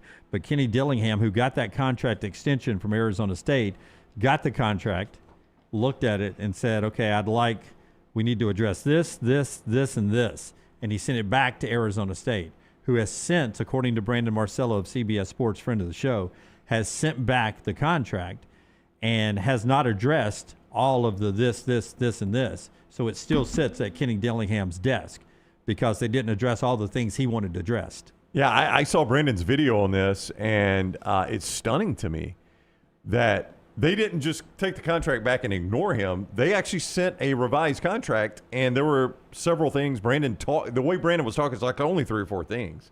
Now, he didn't say that number, but just listen to Brandon. Sent it back and just ignored it again? Just didn't address those things like Jim said. I mean, that's Brandon's reporting, is that Arizona State is doing their best to fumble this thing. Like, Arizona State could lock Kenny this is amazing to me. Lock Kenny Dillingham down and keep him from being the player to be named later in the Bill Frieder trade. Hey, that's on you then if you lose it. Yeah, and they're going to they could potentially fumble this thing. Now, I am stunned that we're fighting this heavily over Kenny Dillingham. I am too, but you and I might be in the minority because I think both Klatt and Pate are like, this would be a slam dunk hire, and I don't see it. Yeah, I know how we stand. How do you feel about Kenny Dillingham? Like, are you surprised we're fighting this hard for him? There are things I like about him. I agree with that, but we're talking Michigan now. Yeah. Now, we're also talking about Michigan very late in the coaching search game. If I was Michigan, it would be DeBoer first. Yep, I'm with you. Minter would be second. I agree with LT on that. Would you not kick Clark Lee's tires? 100%. Clark Lee would be next for me. All right. And so you go DeBoer, Mentor, Lee. Yeah. Yeah, there's a gap before I get to Dillingham. Do you before Dillingham, do you at least call Eli Drinkwitz and see, I know the deal's done at Missouri, but we can buy that out. We got Larry Ellison. I mean, I don't dislike Eli, and I know how well respected he is. Well, he does not strike me as a Michigan. His personality doesn't seem to fit Michigan. You know what it feels like is, and I remember the day vividly when you and I were sitting in the AM 690 studio before we joined Lance, and on the TV was the Rich Rodriguez press conference, and both of us almost immediately said, that looks weird. Rich Rodriguez standing in front of that Michigan logo never looked right. Right. No, of course, if he was still coaching and went on a Saban run, we'd be like, hey, that was a great hire by them. But Drinkwitz feels kind of the same way for Michigan to me. Yeah, I'd find it hard to believe I'd have to get past Clark Lee on my list. I'm with you. I mean, I would if I got down to Clark Lee, I think I would make him the highest paid coach in college football. I mean, I know it's my alma mater, and we're building something exciting. And I'm all in on Vanderbilt, but I got a chance to be the Michigan football coach now. Well, Clark Lee's wife at that point's like, "Oh, you're going to be the highest paid coach in football at Michigan." Now, I like Nashville better than Ann Arbor. Nashville's a much better place to live than Ann Arbor, I got to imagine. Yeah. But I mean, Klatt painted it. I mean, go back to what Klatt said Monday. It's not exactly Michigan hiring at their height right now.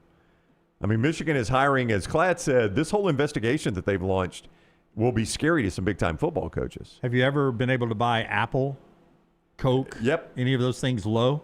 Not at their height? Yeah, not normally. Like you normally have missed it when you do it. Yeah. I mean, I think there's an opportunity here to buy Michigan. I agree. And the future is only brighter, in my opinion. All right, top of the hour here. Before we tell you about a couple of our great sponsors, basketball tonight in Tuscaloosa. Brian Hodgson is back. He's the coach of South Florida now. I think it's the third time he's brought a team in as a coach since he left Nate Oates. South Florida takes on number 16 Alabama tonight, 7 o'clock over at Coleman Coliseum. I really do believe that if Nate Oates ever leaves, that this is the guy who takes his place. I really believe that.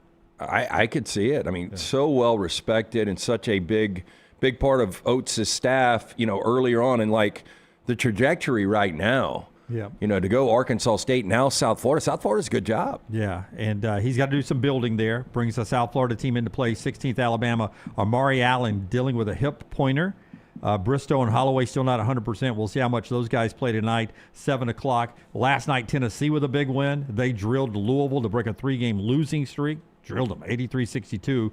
Louisville, you Alabama fans, if you watched that game, you were probably like, I've seen this Tennessee-Alabama matchup before. Louisville was 7 of 34 from 3.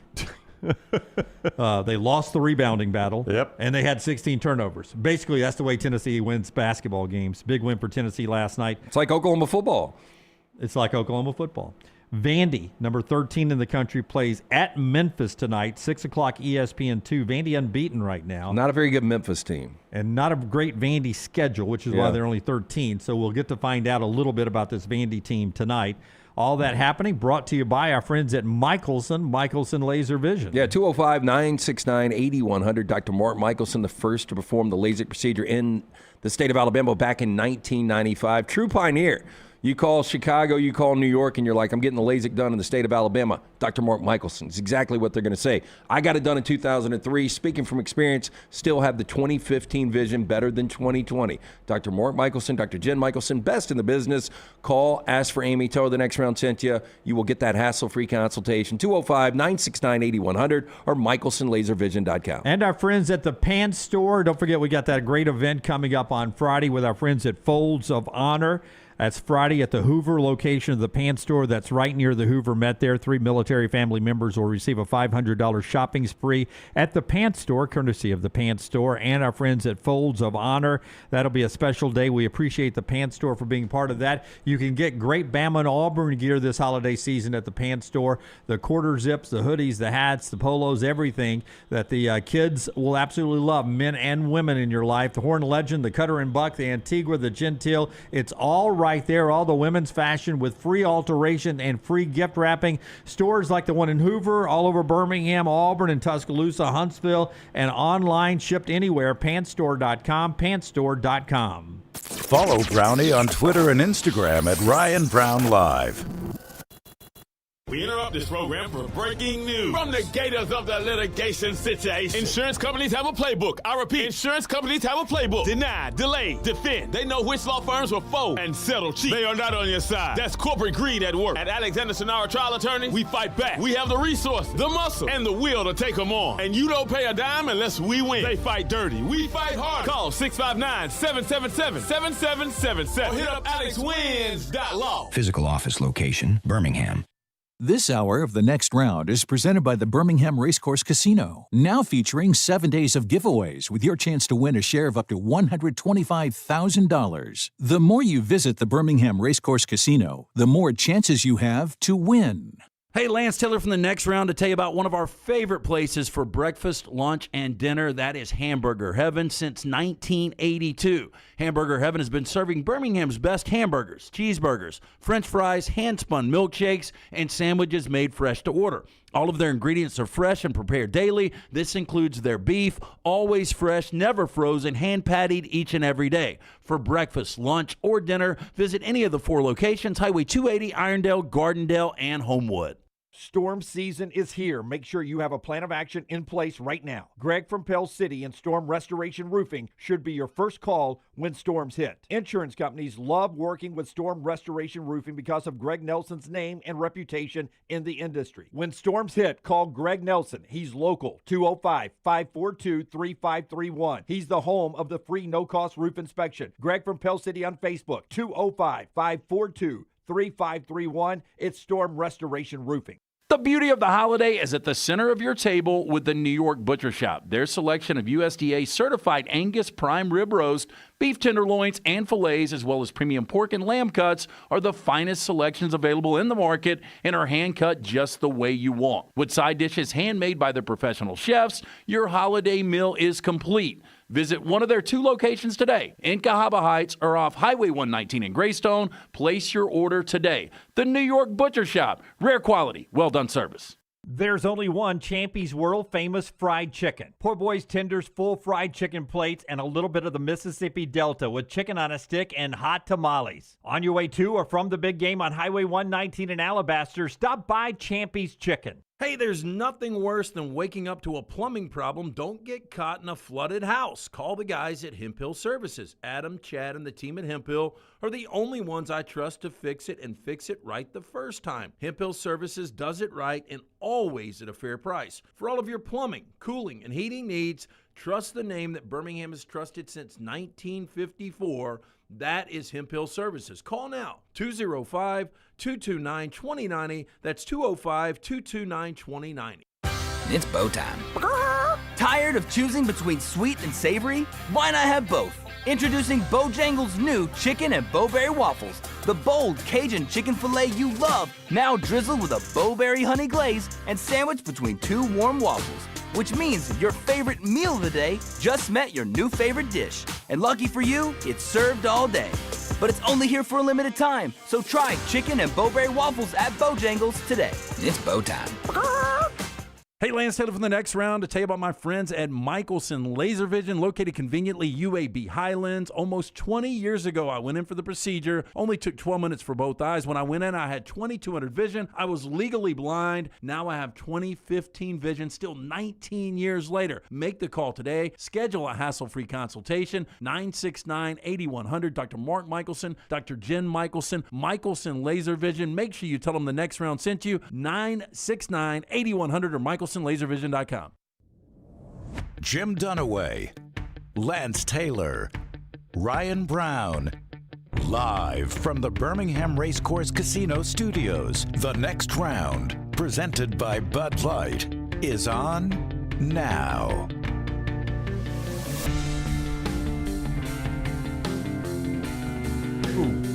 We are back on the next round. Sometimes we take a bite of food a little too deep in the commercial break, and that is what has happened to the legendary Jim Dunaway. Yeah, there's a chance he'll be coughing the entire. I don't know if that happens to you. Yeah, the quicker don't speed through it, Dunaway, because the quicker you try to do that, you'll suck a little piece in your throat and cough on it. Fan work is thirsty work too. Our friends at Coke Zero.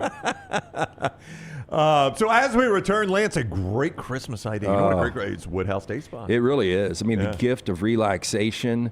Look, you've got maybe it's for your husband. Look, he's been stressed out, end of the year. Preach. He's putting together, annuals. He's putting all these numbers together, and he's coming home. He seems miserable. Hey, send him to the Woodhouse Day Spa. Or maybe mom's been chasing the kids, and now that the kids are out of school, and you want to get her away. You remember the Calgon Take Me Away commercials? I do, yes. Get in that bubble bath. This is the real-life Calgon right at the Summit Shopping Centers. It is Birmingham's best day spa, the Woodhouse Day Spa, right off of Highway 280. Get into that beautiful location. Go see Stuart and the fine staff up there. Tell them the next round sent you. You can buy the accessories. You can buy the gift cards right there. And you can choose from a menu of over 70 options, including massages, body treatment, skincare, waxing, nail services. Woodhouse Day Spa, voted America's best day spa since 2009. You can order that special person gift online 24/7, birmingham.woodhousespas.com. And our friends at Champy's world famous fried chicken. They always bring you the final hour of the show. I was eating a protein bar thinking that it was the deep fried, brined overnight fried chicken breast, juicy down to the bone. Use your imagination sometimes. The Mississippi Delta recipe tamales, the hand-cut chicken fingers. Listen, so many friends and family in town over the holidays, so many parties to go to. Make it easier on yourself. Sterling caters, too. Champy'sChicken.com, Champy'sChicken.com. Even if you're not catering, sometimes you just get so stressed out like LT was talking about. You just want an easy meal at night for the family. Use the easy-to-go drive-through, Highway 119 in Alabaster, Champy'sChicken.com. All right, so I'm going to pull up the Bruce Feldman story at The Athletic here. And it's a wonderful story. Love Bruce's work. It is titled College Football Playoff Coach Confidential. And he has polled Power 4 and some Group of 5 coaches. And he has a percentage breakdown of all the answers, all anonymously, and some anonymous quotes in here. Now, I'm not going to read the whole article. I always tell you I've been an Athletic subscriber since, I think, the beginning. In fact, I probably pay more than everyone else because I was a subscriber in the beginning. I should cancel. Everybody's paying 99 cents. You're paying $10. Yeah, I think that's about right. I think I'm paying $7 a month, and everybody's paying $11 a year. You're their big NIL booster. Yeah, I am. But anyway, I'm a member. Okay. And some of the content I get on the show comes from the great writers at The Athletic. One of them today, Bruce Feldman. So subscribe and go and read stories like this. But this anonymous poll of these college football playoffs, which team will win it all? I don't know if we made our picks yet. Do we want to do that at any point? Do we want to do that? Let's save that for something that Brooks can do for social media. Yeah, I think Brooks wanted us to fill out a bracket, so we need to do that today so he can put that on social media. Yeah, so we'll do that so we can get that up. The second question, and this is fascinating to me, so I want you guys to answer it. Okay. Who do you think is the biggest fraud in the field? This is going to be this is potentially a little controversial. It's a great question. It is a great question. This is potentially a little controversial because I might be contradictory in my picks, but I'm going to say Texas A&M. I would say that A&M is. I would say Ole Miss maybe a little more. I at least saw Ole Miss go to Georgia and lead that game in the fourth quarter and have every opportunity of beating Georgia in Athens. Texas A&M played about as favorable an SEC schedule as you could play this year. And the best team they played, I wouldn't say Texas beat them handily, but the handily is not a way to describe. How would you describe that win by Texas? Comfortable. Yeah. Texas beat them comfortably. Not handily, but comfortably. I don't know where the line there is. Yeah, I'm not going to say they were exposed. No. A&M's got so much speed. Third down defense is incredible. They get after the quarterback. But they've done that against the bottom of the SEC. Like, they played every team that fired a coach just about. They played a bunch of SEC teams that aren't bowl eligible. And the one good SEC game they played, they had to go do it on the road, and they got beat. Now, they're not going to have to play a road game. The worst case for them is neutral site games in this. In fact, their next round may be a home game. If they can get past Miami, playing in Dallas. Now, I'm not going to write off Ohio State fans. They love to travel. They travel well, but still, playing in Dallas against Ohio State is going to be as close to a home game as any of these other games. But I think A&M may be your fraud right there. LT? Now, I will tell you, I'll give you some of Bruce's story. 21% of the coaches that replied said nobody is. They all earned it to be there, so no answer. Well, look, you're going to get that diplomatic, political answer from a lot of these coaches. You can't say Oklahoma because Oklahoma has got a quarterback that hasn't been 100%, and their defense is so freaking dominant, and their special teams are so good. I think it's Ole Miss. If I had to go with one, I think I would go Ole Miss. I think it would go with Ole Miss. You nailed it. 29% of the coaches responded as Ole Miss. Why do people think Ole Miss is a fraud? As one coach says, they've had all these distractions, and Oklahoma is probably their only good win this year.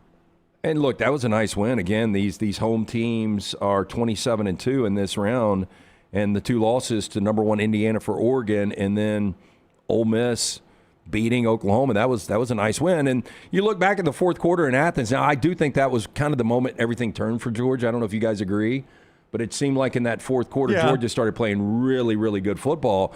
But outside of that, I mean, look, they did beat Tulane by 35. That LSU game was nip and tuck, and you wonder if it goes the other way in that 24-19 win, how different are things for LSU? I would just say Ole Miss, played a better schedule than Texas A&M, and they got the same record. That'd be my only thing. Conference schedule now. A&M played Notre Dame out of conference. Pretty close, though. I mean, listen to Ole Miss again. Yeah, but I went to Georgia and went to Oklahoma. At Kentucky, Arkansas at home, LSU at home, at Georgia, at Oklahoma, South Carolina at home, Florida at home, at State. They shared a lot of those games with Texas A&M, by the way. That's still a bad schedule. Yeah, it's not a great schedule, but A&M's road games were Missouri and Texas, and Ole Miss's were Oklahoma and Georgia. Give me A&M's schedule any day. Boy, as soon as I say this, I would not feel good about this, but I was like life online and neutral site, A&M, Ole Miss. Oof. If Lane were... I don't trust either one. Yeah, I would take A&M just based on Coach Elko against Golding. But what if Lane were there, which is how we're judging this team? Yeah, I still would lean A&M. Okay. It would feel a little different. Tied for second. It's too interesting not to give this question to give you some of the Bruce content that I pay for. Tied for second, Texas Tech and Alabama. See, I don't know how you would. A lot of people in the chat were like, Alabama and Oklahoma have to be the frauds. I don't know how they're frauds. Most people don't think a lot of people don't think Alabama belongs. I haven't heard a lot of people say Oklahoma doesn't. But almost everyone agrees these teams can't win a national championship, so I don't know how they're frauds. Yeah, and I really believe Texas Tech's going to beat Oregon. Like, that game means so much. They're going to be so rested. And that's really the 2 games everybody talks about Texas Tech's BYU, and they blew them out both those games, but nobody really gives a lot of credibility to BYU right now. One anonymous SEC defensive coordinator. I think Alabama should have 5 losses this year. They shouldn't be there. Well, you know what? They don't. Yeah, I mean, you could easily pull 5 losses, but you could also do that probably for Oklahoma for sure. Yeah, I mean, go look at most of the time in the SEC. You're gonna this day and age, you're gonna play 1-possession games. All those could be losses. Yeah, I just want to look at A&M because they finally did lose a game, but some of their wins against Auburn, I mean, they won by 6. Yeah, it's a 1-possession game. Well, it's 16-10. It didn't really feel like that, but there was, the interception. The game in Arkansas, I thought they were going to lose that game 45-42. South Carolina, they were down 27 at the half to South Carolina. Yeah, they could easily be 8-4. Yeah. Yep. SEC, NFL. So that's right. Texas Tech quarterback Bear Morton is talented, but he's played a ton and still makes some of the some really poor decisions, says one Big 12 offensive coordinator. He'll cost them a game. So the good news, I think, for Texas Tech is Oregon's offense isn't explosive. But we're just looking ahead, and I think we all agree that Oregon's going to beat James Madison. Actually, Brooks makes an argument for Oregon being the fraud. It could be. Yeah. I think Oregon, this is the first time Will Stein's got a lot of distractions going on now. Yep. And that offense has not been whole. Hey, and by the way, we talk about Will Stein. Don't forget Tosh Lapoy has taken the Cal job. Yeah, still coaching with the team. No, I know. But, I mean, you've got 2 coordinators at Oregon that are both taking another job. It's a pretty unique situation. Yeah, but my point on Texas Tech was going to be their defense is so dominant.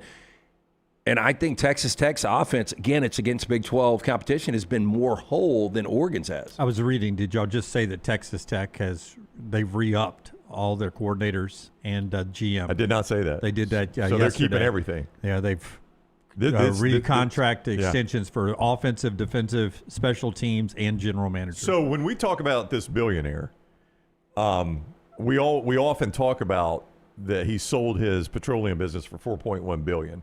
So I've always assumed when we talk about this guy, after watching Landman, I don't think he got enough for it. You think he undervalued it? I've always viewed this guy. He's probably got a couple billion net worth. I saw his net worth the other day, $17 billion.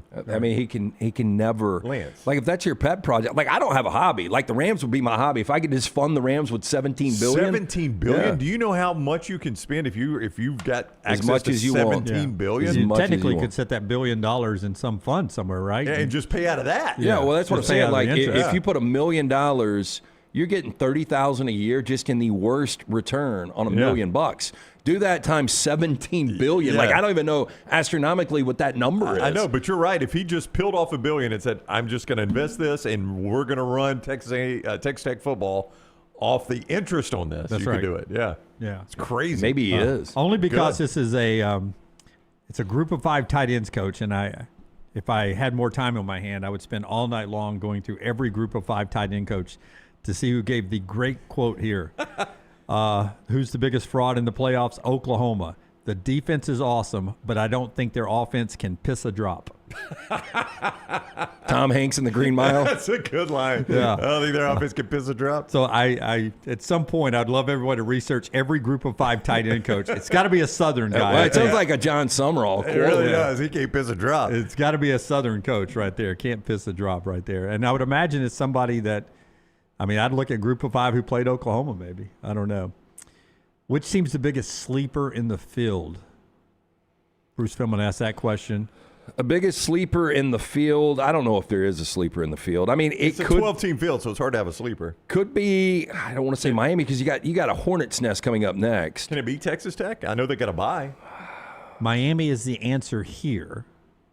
Well, So you went to the right place first, Lance. Yeah, but so Miami's got to win on the road against A&M. That environment's going to be absolutely bonkers. We're putting an immense amount of faith in Mario Cristobal here. And then you've got to go take on an Ohio State team that has been sitting there stewing. Like, whether they are or not, they believe they are so much better than Indiana. I think they're the better team. They probably are. How are they not? I know. I just saw a game where those two played, but that is not the team I want to play coming off a bye. One ACC coach says Miami's D-line is scary, and those guys literally can change the game. And Malachi Toney's the most dangerous player in college football. Oh, he is. He is a phenomenal. Well, first of all, Mesidor. What's the other kid's name? Why can I not say his name? The 2 defensive linemen. Ruben Bain? Yeah, Bain and Mesidor are absolute game wreckers. I mean, those guys. It's just amazing that this Miami team had to claw into the playoffs with some of the talent. Malachi Toney's phenomenal. I'm glad they say that because I think if Malachi Toney was on another team, and look, I know they're in the college football playoff, I think we would be talking more about him. I remember watching his first game against Notre Dame and coming on this show and saying there is something special about this kid because he makes the game so easy. To me, he's a more crafty Steve Smith. Yeah, I think he is going to be next level incredible. But how would that roster? Just the names we just mentioned. They lost in overtime at SMU and lost to Louisville. Well, Louisville was, you could explain it. Carson Beck turned it over 5 times. Yeah. I'm just saying. It's a remarkable that roster lost those 2 games. But if Beck gets on a heater, yeah, look out. They could be a really, really dangerous team. So Miami is the sleeper there. Oregon, Oklahoma, Alabama, Ole Miss, Texas A&M, Texas Tech got votes. I do think again, man. I think Alabama's going to win this game Friday night, and then you're going to play an Indiana team that I know the stage has gotten bigger from Autzen to Big Ten championship game, but now you're in the college football playoff, and now you're the number 1 team, and now you've had this time off, and now you've got the Heisman Trophy winning quarterback.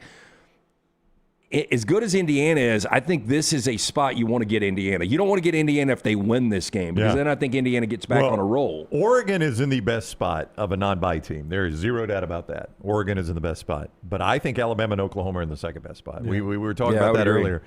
I just, the winner of that 8-9 game, you're going to have to play a good team at some point. You may as well get them after a long layoff. And I had rather have to beat Indiana in the Rose Bowl than Ohio State in the Rose Bowl. And listen, I know you guys all make fun, and when I say you guys, all the viewers and listeners, but for that part of the country that Indiana is playing in, to be playing in the Rose Bowl in Pasadena, that's a big deal to the folks in the Big Ten. They talk about it a lot, at least they used to.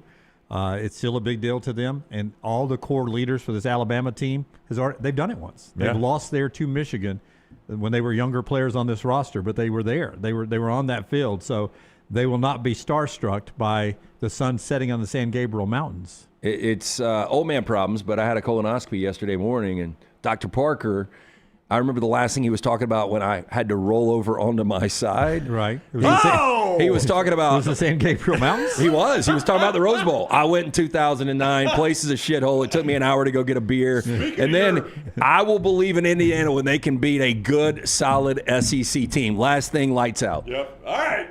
Roll on over. You're going to feel Speaking of the sun setting. Yes. Let's see. Is there a group of 5 team that can pull an upset this weekend? That's a no for me, dog. Is that 100% no? I mean, or did the group of 5 tight ends say we got one that might could piss a drop? 88% said no. Yeah, I mean, I would say like 95% no, but Tulane would have the outside shot. Which team would you least like to play? Ohio and this is State. almost 50%. Ohio State. Ohio State. All right. I mean, Georgia or Ohio State's got to be your answer. Ohio State was only 21%. Really? Georgia was 46%. Yeah, people are believing in Georgia. Yeah, that's the only thing that scares me. Like, I think Georgia right now is going to win this thing, but, like, man, there's so many people on them. I just think Georgia's got a cakewalk into Fiesta Bowl. Georgia, one coach says Georgia can beat you 40-something, 30-something, or 13-7. They can play any kind of game you need to play. That's a great description of Georgia, isn't it? It's crazy that, you know, we talked about what was the deficiency with Georgia. Well, a lot of people didn't believe in Gunnar Stockton. I think we're past that. But they still don't have a great pass rush, but their defense is lights out. Yeah, they make you earn every yard. They may not get after the quarterback a lot, but that's the one thing they don't do well. Everything else they seem to do spectacularly. One more that I'll get to. There's a lot more in this story and a lot more quotes. Again, Bruce Feldman, The Athletic. How many teams can actually have a legitimate shot to be national champions in this field? A lot of people would say 3. They'll limit it to Georgia, Ohio State, and Indiana. And, I mean, I'm asking you what you think, Brandon. I don't know that I've got a For problem. once, don't go public perception. You know, I'll tell you what. Don't poll the audience. I'll tell you what. I would say 2, except for the fact that Ohio State and Georgia have to play each other before the national championship game. That's my hesitation in saying it's only one of those 2. That's a great actual factual bracket point there. I never even thought of it that way. No, but one of those 2 is getting in, though. One is definitely getting in, but I'm saying if Georgia and Ohio State were on opposite sides of the bracket, I'd say it's only 2. Only 2 teams could do this. Somebody else is going to come out of that other half of the bracket there. Could be Indiana, could be Alabama, could be or whoever. Yeah. So I guess I need to say 3 because of that. I think it's probably 3. Again, I think Indiana could lose in the Rose Bowl, but I would only go 3 right now. 3 is the answer at 38%. 4 is next. 6 at 13%. 5 is 8%. 7's 8%. 8's 8%. 4%, 10 teams. So can we do this too? We'll do our bracket, but then can we do in order of teams you think can win it? Like almost a power ranking? Yeah. We'll call it a power ranking. Yeah. Anything Brooks wants to do there. Brooks has given us homework, and we've added to it. Hey, the show brought to you today by our friends at New York Butcher Shop. LT, I don't know if you finally could eat again yesterday. New York Butcher Shop today, maybe? Yeah, 36 hours without eating. That's one of the worst things. Like the colonoscopy, it is a pain in the ass, literally. But one of the worst things is not eating. And then, you know, I got Jack sending me a picture of a smash burger. No. But the New York Butcher Shop, all I could think about was getting one of those great steaks from the New York Butcher Shop. They have got Christmas offerings ready right now. The certified Angus beef prime and choice, whole beef tenderloins, bone-in, boneless prime rib roast, New York strip roast steaks, all aged to perfection, cut to order. The premium Duroc French roast, crown roast. They'll be happy to smoke any of those items. They're also carrying Newskies, the applewood smoked hams, premium bacons, as well as lamb and veal. Great selection of fine wines, as well as side dishes and desserts prepared in-house by Jim and those great chefs. Gift certificates also available. You can order your Christmas feast right now. Cava Heights, the original location, 205-970-7300. Greystone, 205-703-8825. Rare quality, well-done service. It's the New York Butcher Shop. And our friends at Urology Centers of Alabama, guys, 16 locations. There's one near you, so there's no excuse not to stay on top of your health with the great professionals at Urology Centers of Alabama. They can treat you from your prostate health, which impacts every American man, every one of us, in some form or fashion. And if it gets on the wrong side, it can be life-threatening. Early detection, though, can save your life. Urology Centers of Alabama, urologycentersalabama.com, 205-930-0920. Prostate health to kidney stones, vasectomies, anything you can think of. And they've been doing it for over 70 years. 205-930-0920, Urology Centers, Alabama.com. Back to Oklahoma, playing host to Alabama, coming up on Friday night. Big storyline always is Brent Venables' ability to scout you and almost know what you're going to run before you snap the football. Ryan Grubb gets asked if he ever felt like Oklahoma knew what was coming in the first matchup.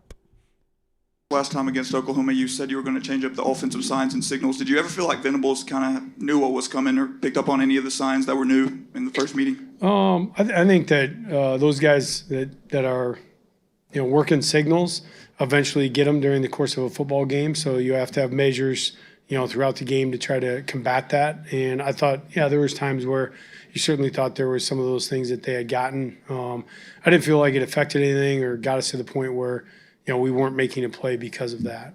And we huddled quite a bit as well. So some of that's, kind of irrelevant. I mean, over 400 yards of offense. Yeah. If he had their signals, that was one heck of a day by Alabama. Now, they did have the key turnovers, obviously, that were a big factor in the game.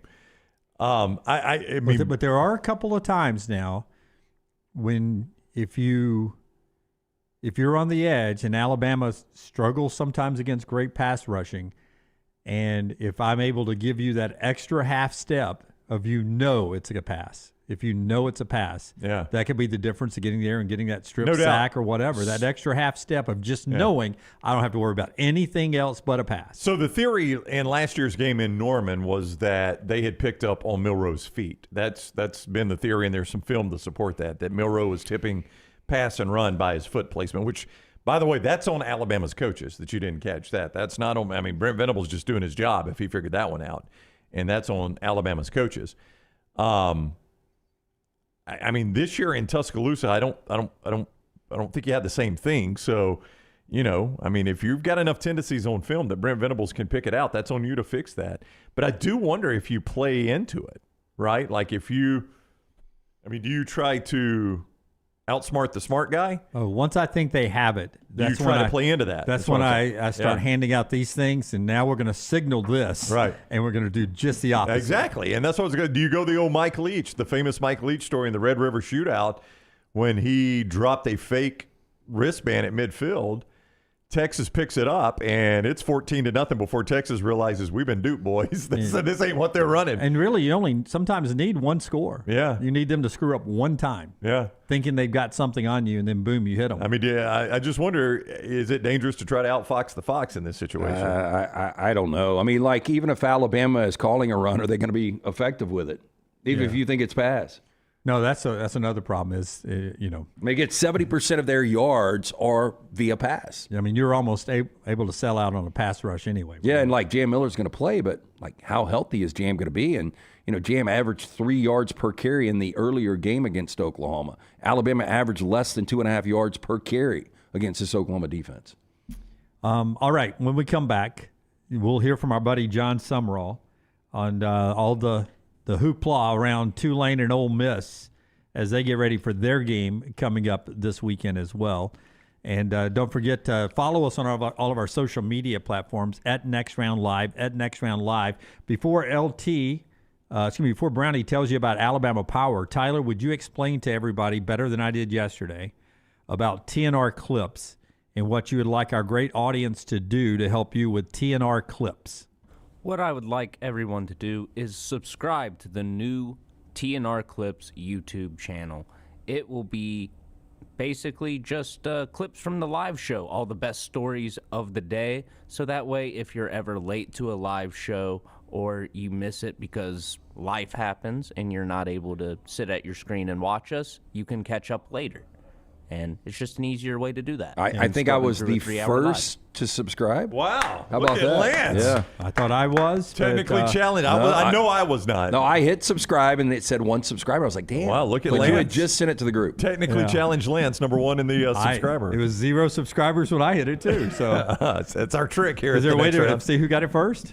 I can check. Yeah, because I was the same way. I was like, "There's no subscribers. I'm gonna be first." Y'all want to each put a 20 on the table? I do not. Okay. I mean, my problem is maybe I didn't subscribe, but I know I would have been the first to subscribe.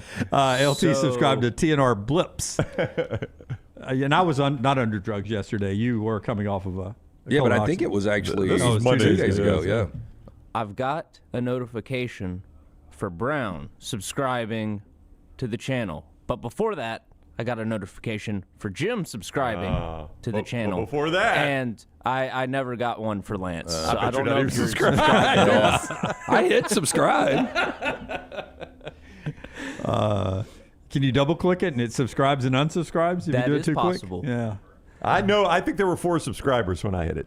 TNR Clips, by the way. That's what they need to search on YouTube, right? TNR Clips? Yes. Okay. You can either go to the homepage of the TNR channel, and I've got it pinned at the top, so it's real easy to find, or you can just look up at TNR Clips, and it'll pop up. Okay, so, and just to explain this a little bit more, because I'm the guy in the meetings that,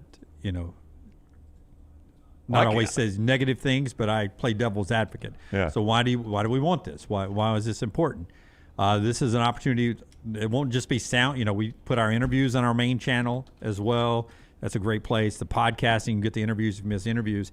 This is clips from the show, and like some of the stuff that maybe isn't sports related that becomes part of the show as well. A funny segment or anything that becomes things we talk about for years and years.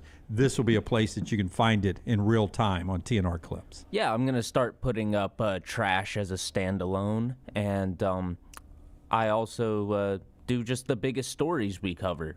Like I've got Diego Pavia's reaction to losing the Heisman, and we've got Kalen DeBoer clarifying his statements the several times he has. Yeah. And we got Nate Oates on the basketball loss to Arizona. So, yeah. But again, if it ends up being which is better, pie or cake, that debate would be found on TNR Clips right there. Yep. So it's all right there. TNR Clips, go follow that. Tell us about Alabama Power, Brownie. Yeah, Alabama Power wants to make sure you are paying what you think you are paying. They're not here to say, oh, boy, we want to miss paying their power bill and things like that. No, they want to make sure you understand the power bill that you are paying. So they have got some great tools to help you understand what your charges are every single month. How about Rate Advisor? It is like a matchmaker, but for your rate plan. To make sure you're just on the right rate plan, right? How about Bill Explainer? You're paying it. Do you understand it? It explains your bill in plain language. And how about Energy Assistant? It connects customers with savings programs and financial resources when you need them the most. You can check out all 3 tools right now, alabamapower.com, alabamapower.com. Hey, and it's game day every day with our friends at Walk-Ons. Whether it's a post-win celebration, drinks after work, or taking the family for some made-from-scratch favorites, Walk-Ons is your go-to for good times with wall-to-wall TVs, craft beer, and cocktails, plus those bold flavors for fans of all ages. From the melty mozzarella logs to the Hall of Fame level burgers, stop by today or order online in the Walk-Ons app. Walk-On Sports Bistro, Trustful, Greystone, and Stadium Trace. It's game on with Walk-Ons. Follow Dunaway on Twitter and Instagram at Jim Dunaway. We interrupt this program for breaking news from the gators of the litigation situation. Insurance companies have a playbook. I repeat, insurance companies have a playbook. Deny, delay, defend. They know which law firms will fold and settle cheap. They are not on your side. That's corporate greed at work. At Alexander Sonara Trial Attorneys, we fight back. We have the resources, the muscle, and the will to take them on. And you don't pay a dime unless we win. They fight dirty. We fight hard. Call 659-777-7777 or hit up alexwins.law. Physical office location, Birmingham.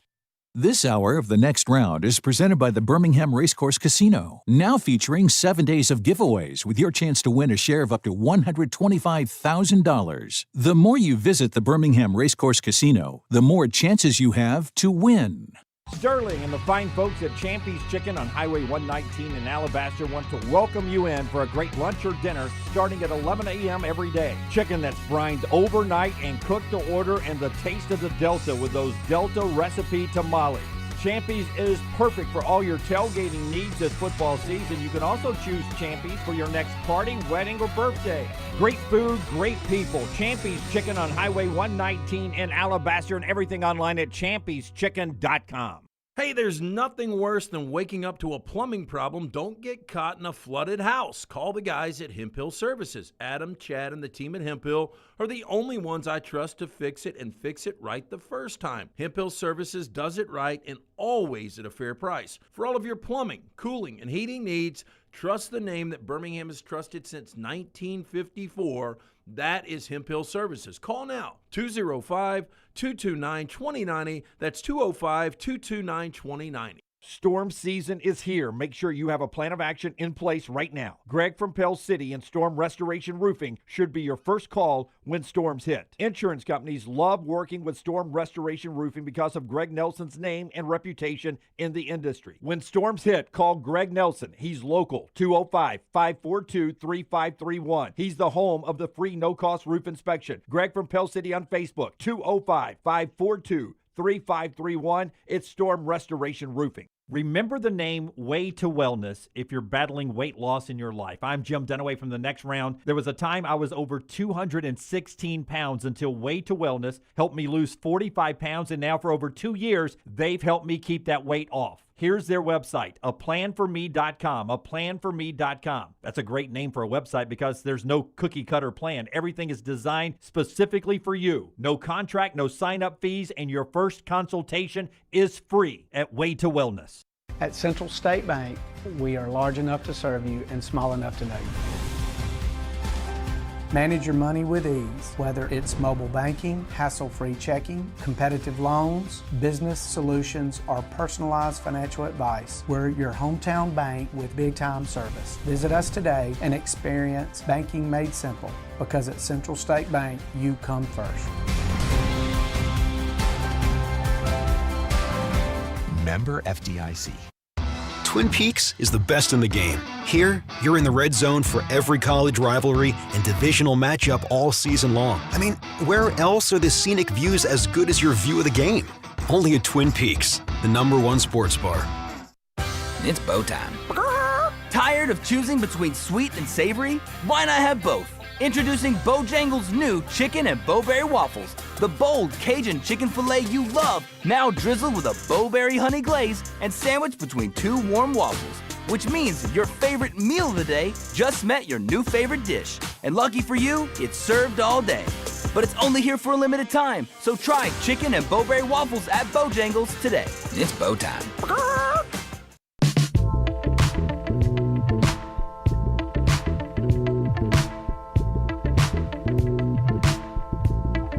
All right, we roll on here. Final segment of the show. Being brought to you by our friends at Champy's World Famous Fried Chicken, champyschicken.com. My mom just texted me. She's like, hey, what do you want for your birthday? I said, give me a Champy's gift card. Right there on Highway 119 in Alabaster. Champy's Chicken right there.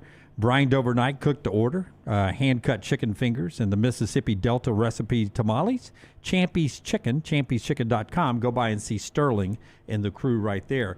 Brandon Marcello, friend of the show with a great second mention today, by the way. 2 jobs, 2 phones, 1 goal. Inside Jon Sumrall's unusual college football playoff balancing act. He's a cool dude, friend of the show, and he's got a really interesting thing going on. Matt Zenitz and a bunch of other folks writing that story for Brandon at CBSSports.com. Here's Jon Sumrall on the hoopla around his Tulane team going to play a playoff game at Ole Miss. It's still a game. Like I told our team just now after practice, like, you know, there's going to be a lot of hoopla around it's a CFP game. And so, like, Nike sent some new shoes for the guys because we're a CFP team, or whoever's – you're going to have a little different schedule maybe with some media stuff because you got maybe a little bit more requests on that end and certain things. But I'm like, hey, you know what? We're still doing it 2:30 on Saturday. We're playing a football game. And we have to play a better football game than the last time we played in Oxford, Mississippi. because last time we played rotten. And they played good. Hats off to them. They played good, and they're a really good team. There's a reason why they're in the position they're in, playing in that league and having the record they have. They're a big-time team. And so I just want to see us play a better version of Tulane football than what I saw last time we went up there. And I think we're a better football team right now, but we got to go put it on display. And the only way you do that is by having great preparation all week. Yeah, and you watch that game. Forget who they were playing. They didn't play well by anybody's standard. They made mistakes, operational mistakes, penalties, and they got behind the 8 ball early on, and it was just a beatdown. But they were never in it, and it wasn't. I don't think that score and the way it played out was indicative of the talent gap between those two teams. Yeah, keep in mind it had been just the year before. I think it was the first week of the season. They went to New Orleans, Ole Miss did, and it was a fight for their life to get out of that stadium. And Jackson Dart at quarterback. With Jackson Dart, an NFL starter at quarterback for Ole Miss. And you kind of thought that might carry over a little bit into this game in Oxford. I think we all thought, or maybe we didn't. I don't know what Lance's play was on Lance's life. Maybe you had this game. It was sexy upset discussion or upset alert. Yeah, I think we all thought, hey, I think Tulane can hang with them again this year. And boy, they did not. Well, Retzloff was really bad in this game. It wasn't turnovers, though. It was just Tulane's defense could not stop Ole Miss. I mean, Ole Miss went 500+. Trinidad Chambliss, one of his first really big games. Not only did he throw for over 300 yards, he rushed for over 100 yards, but, man, they rushed for 241, almost 6 yards a carry. Wow. Now, Kewan Lacey can do that to a lot of people, too, and Chambliss can, too. So we'll see what Tulane has in store. Mario Cristobal's taken Miami into Texas A&M. Cut 16, Tyler, if you can. Cristobal is I like him. I've always liked him. Brown likes him Sunday through Friday, right? Is that the quote? He's the coach you want Sunday through Friday. Yeah, I'm not a fan. Yeah, never been a fan. Yeah, That's like a terrible shirt. Yeah.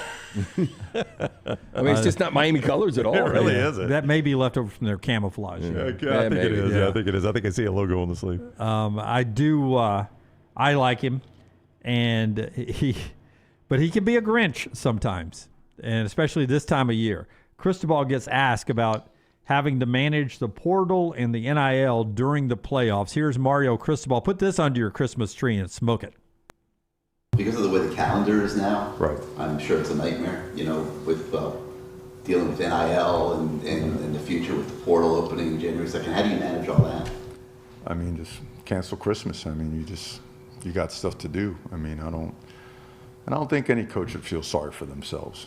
I mean, it's the job is what it is, and until they figure everything out and how to make the calendar make sense, you do what you got to do. I don't think you could sit up here in front of a podium and demand all the things we demand of our players and our staff, and then all of a sudden January's and December's kind of hell for you, and you don't come up here and complain about it. You just deal with it, right? You do what's best for people, for the program.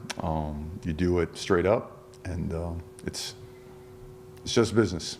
It's not personal. It's straight business. Oh, wow. Yeah. It's Godfather. Just business, not personal. Cancel Christmas. Tell Michael I always liked him. Just cancel Christmas. Yeah, I mean, that is very Grinchy of him. This is the type of stuff where Kirby says he was told you can't cry from the yacht. Like the guys that are in the college football playoffs complaining about not being able to participate in the portal like the 5 and 6 teams that had to sit at home, or the 5 and 7 teams that had to sit at home. You're making $8 million to multitask. Yeah. I mean, basically, go ahead. I'm sorry. I was just going to repeat this. Is where Kirby was like, he had the same issues, but he said, I got told don't cry from the yacht. There's no crying from the yacht. Yeah. I would say this. There's a draft in the NFL, and the sucky teams get to pick before the good teams. Mm-hmm. The good teams are in the playoffs, and the sucky teams may be working on the portal while you're in the playoffs, maybe a little more than you are. Yeah. That sort of equals the playing field a little bit. So it's almost like picking late in the first round. They're still going to get a lot of portal people. They're the brands. They've got the money. They're playoff teams. Some of the sucky teams are getting an opportunity maybe to steal somebody from you because they're able to work a little harder on them right now than you are. No, what do you think Marcus Freeman's doing right now? He is hammering the portal. Yeah. Like I saw, he's in the best situation. Yeah. Out of the playoffs, but a really good program in a good place. I didn't count, but one of the guys, I think it's Pete Sampson that covers, he's been on the show before, covers Notre Dame, I think, for The Athletic. The Athletic, yeah, okay. yes. He did a list of players that he said basically, I can't confirm, that this is 100%, but these are the players I am pretty certain would have opted out of a Pop-Tarts Bowl. And it was like 35 players. Yeah. Jeremiah Love's in the NFL draft yesterday, obviously. He was the first name he listed. Jeremiah Love would have opted out. I heard him talk, Brownie, in an interview. I think it was Heisman weekend, and he was asked about opting out. And he said, listen, I'm on the leadership committee. And the first thing we did, we talked to everybody on the team, and we talked to Coach Freeman about who likely was going to play in the game and not play in the game. And he goes, it would not have been a representative of what this team is. Yeah. And they didn't reference 2023 Florida State, but that Orange Bowl was not 2023 Florida State. No, Historically, that's what it will look like, but that wasn't that Florida State team. We even said that going in, like, don't make this some sort of referendum on whether Florida State belongs or not. Right. But Lance, they did a lot of grandstanding, Notre Dame did, but I think the truth was Notre Dame knew they weren't going to be able to field a representative team based on who was going to hit who was going to opt out. BYU would have mopped the floor with them probably because BYU would have had more buy-in. That's right. I think the first big opt-out name for a bowl was Christian McCaffrey back in the day. Yeah, at the Sun Bowl, right? And then, I remember people decried, this is the end of college football. Yeah, and then we started seeing more and more of that. Now we've got all these teams opting out, and this is just the beginning of it. Like, I really think – we've talked about this. The bowl system's in serious trouble because I don't know how you field teams next year. Yeah, but Notre Dame, there was a lot of grandstanding with theirs.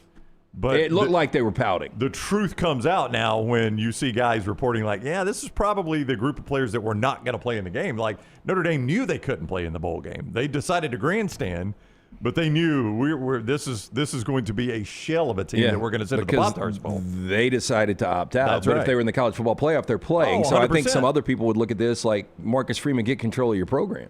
Yeah, I don't blame Marcus Freeman for this, so you can't. I mean, how could you blame Marcus Freeman? No, I'm not saying you can't. I know, but I think there are people that would say that. Yeah, well, that's a lot to put on Marcus Freeman there. I don't know how he could control this. If that's your criticism of him, that's pretty crazy to me. All right, before we get to trash, the show being brought to you today by our friends at Michelson Laser Vision. Again, LT, tell us about those great folks. Yeah, 205-969-8100. I had the 2200 vision. I was legally blind without the aid of contacts. Got the procedure done. Only took 12 minutes for both eyes. Now 2015 vision, better than 2020. I was wasting money each and every year on the contacts and solution. Don't have to worry about that anymore. Dr. Mark Michelson, Dr. Jen Michelson, best in the business, conveniently located UAB Highlands. Make the appointment today. Schedule the hassle-free consultation. Call Amy, 205-969-8100. Tell them the next round sent you. For more information, michelsonlaservision.com. Like, okay, now I got to finish. And finishing on a guy that size is harder than you think. LT's Trash is presented by Bud Light. Easy to drink, easy to enjoy. Our friends at Bud Light. We start first. Merriam-Webster has revealed slop as its word of the year for 2025, highlighting a term that surged in lookups and usage across online spaces over the past year. I don't think I have heard slop in any of these. Is that something you guys are familiar with? For me, I only know it from Big Brother on the CBS reality show. Slop is what, if you were on the losing team, you would have to eat slop for the week until the next challenge, and that was a bunch of food you did not want to eat. I think I've heard slop used by the school-age crowd to describe something that is just undesirable. Like those clothes are slop, or those shoes are slop, or the weather is slop, or something like that. I could be wrong, but I think I've heard that. Dictionary publisher announced the selection December 14th, saying slop stood out for how frequently it appeared in discussions around digital culture, media quality, and internet discourse throughout 2025. Now, according to the dictionary, interest in slop rose sharply as the word became a common shorthand for low-quality or mass-produced content, particularly in conversations tied to social platforms. Now, like it has just been fixed. I don't think it's going to be super specific because I don't know how many people use this, but I use Twitter. It used to be TweetDeck. It's Twitter Pro now. Is that what it's called, Dunaway, or yes, X Pro? Pro.x.com. Yeah, I use that on the show because it gives me columns and I can keep up with stuff. It has been a complete mess for 2 days now. It was slop. They fixed it, though, to their credit. It has just been fixed as I open it again. Alongside slop, Merriam-Webster also highlighted several honorable mentions that defined online conversation in 2025. I love this one. First time I'd ever heard it, but when I read it, I knew exactly what they were talking about. Touch grass. Phrase commonly used online to tell someone to step away from the internet. Oh, touch grass. As well as the stupid 6'7". Now, this comes just weeks after other words were given the elusive title. So, there you go. We used to Slop. back when I played 7th and 8th grade football before I started my golf career, they used to say grab grass. Did you ever do that? And you know what that was? Take a knee. No, grab grass was when you would lay on your back and you would lift your feet just above the ground, and they'd always say that because you'd grab the grass and hold on. That's what the coach would say. All right, everybody grab grass, and you had to lay down. And how many kids really touch grass now, though?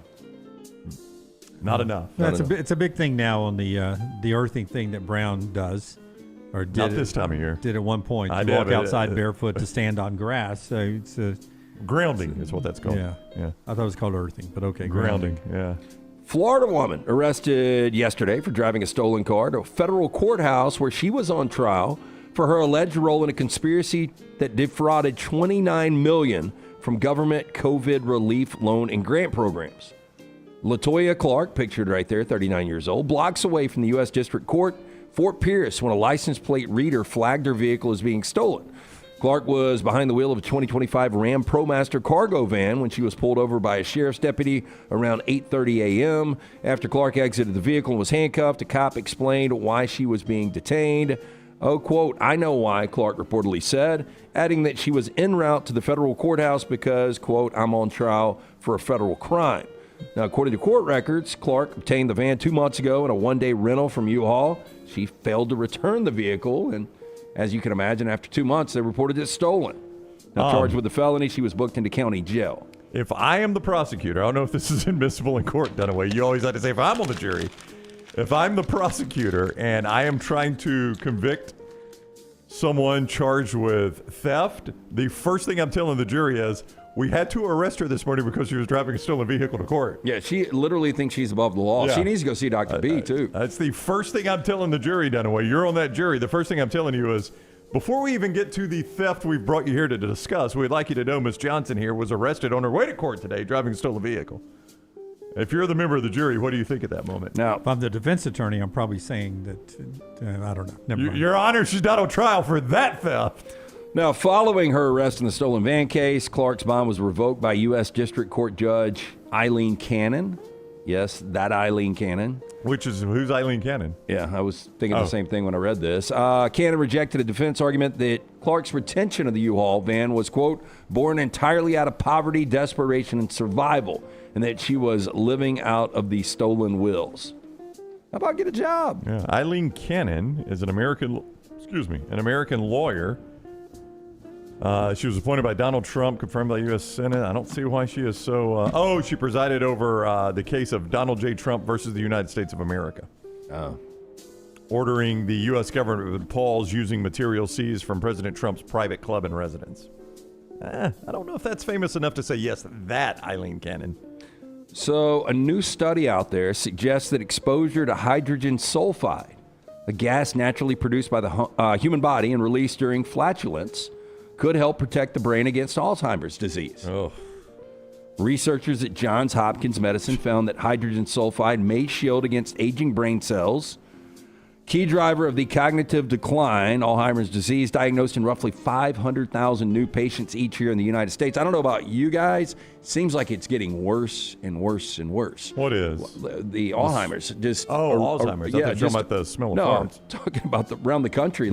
You talk to somebody, hey, how are your parents doing? Well, it's like at least one is suffering from it. Well, I think that part of that is because the testing changed. There's more awareness about it, so more people make it on the scales. They're able to get treatments for it and such. That's definitely the case. Yeah. I mean, there was a time we probably just called it old age, and it really was Alzheimer's. Now, the findings were published, the proceedings of the National Academy of Sciences, and focus on how declining levels of hydrogen sulfide may contribute to neurological damage over time.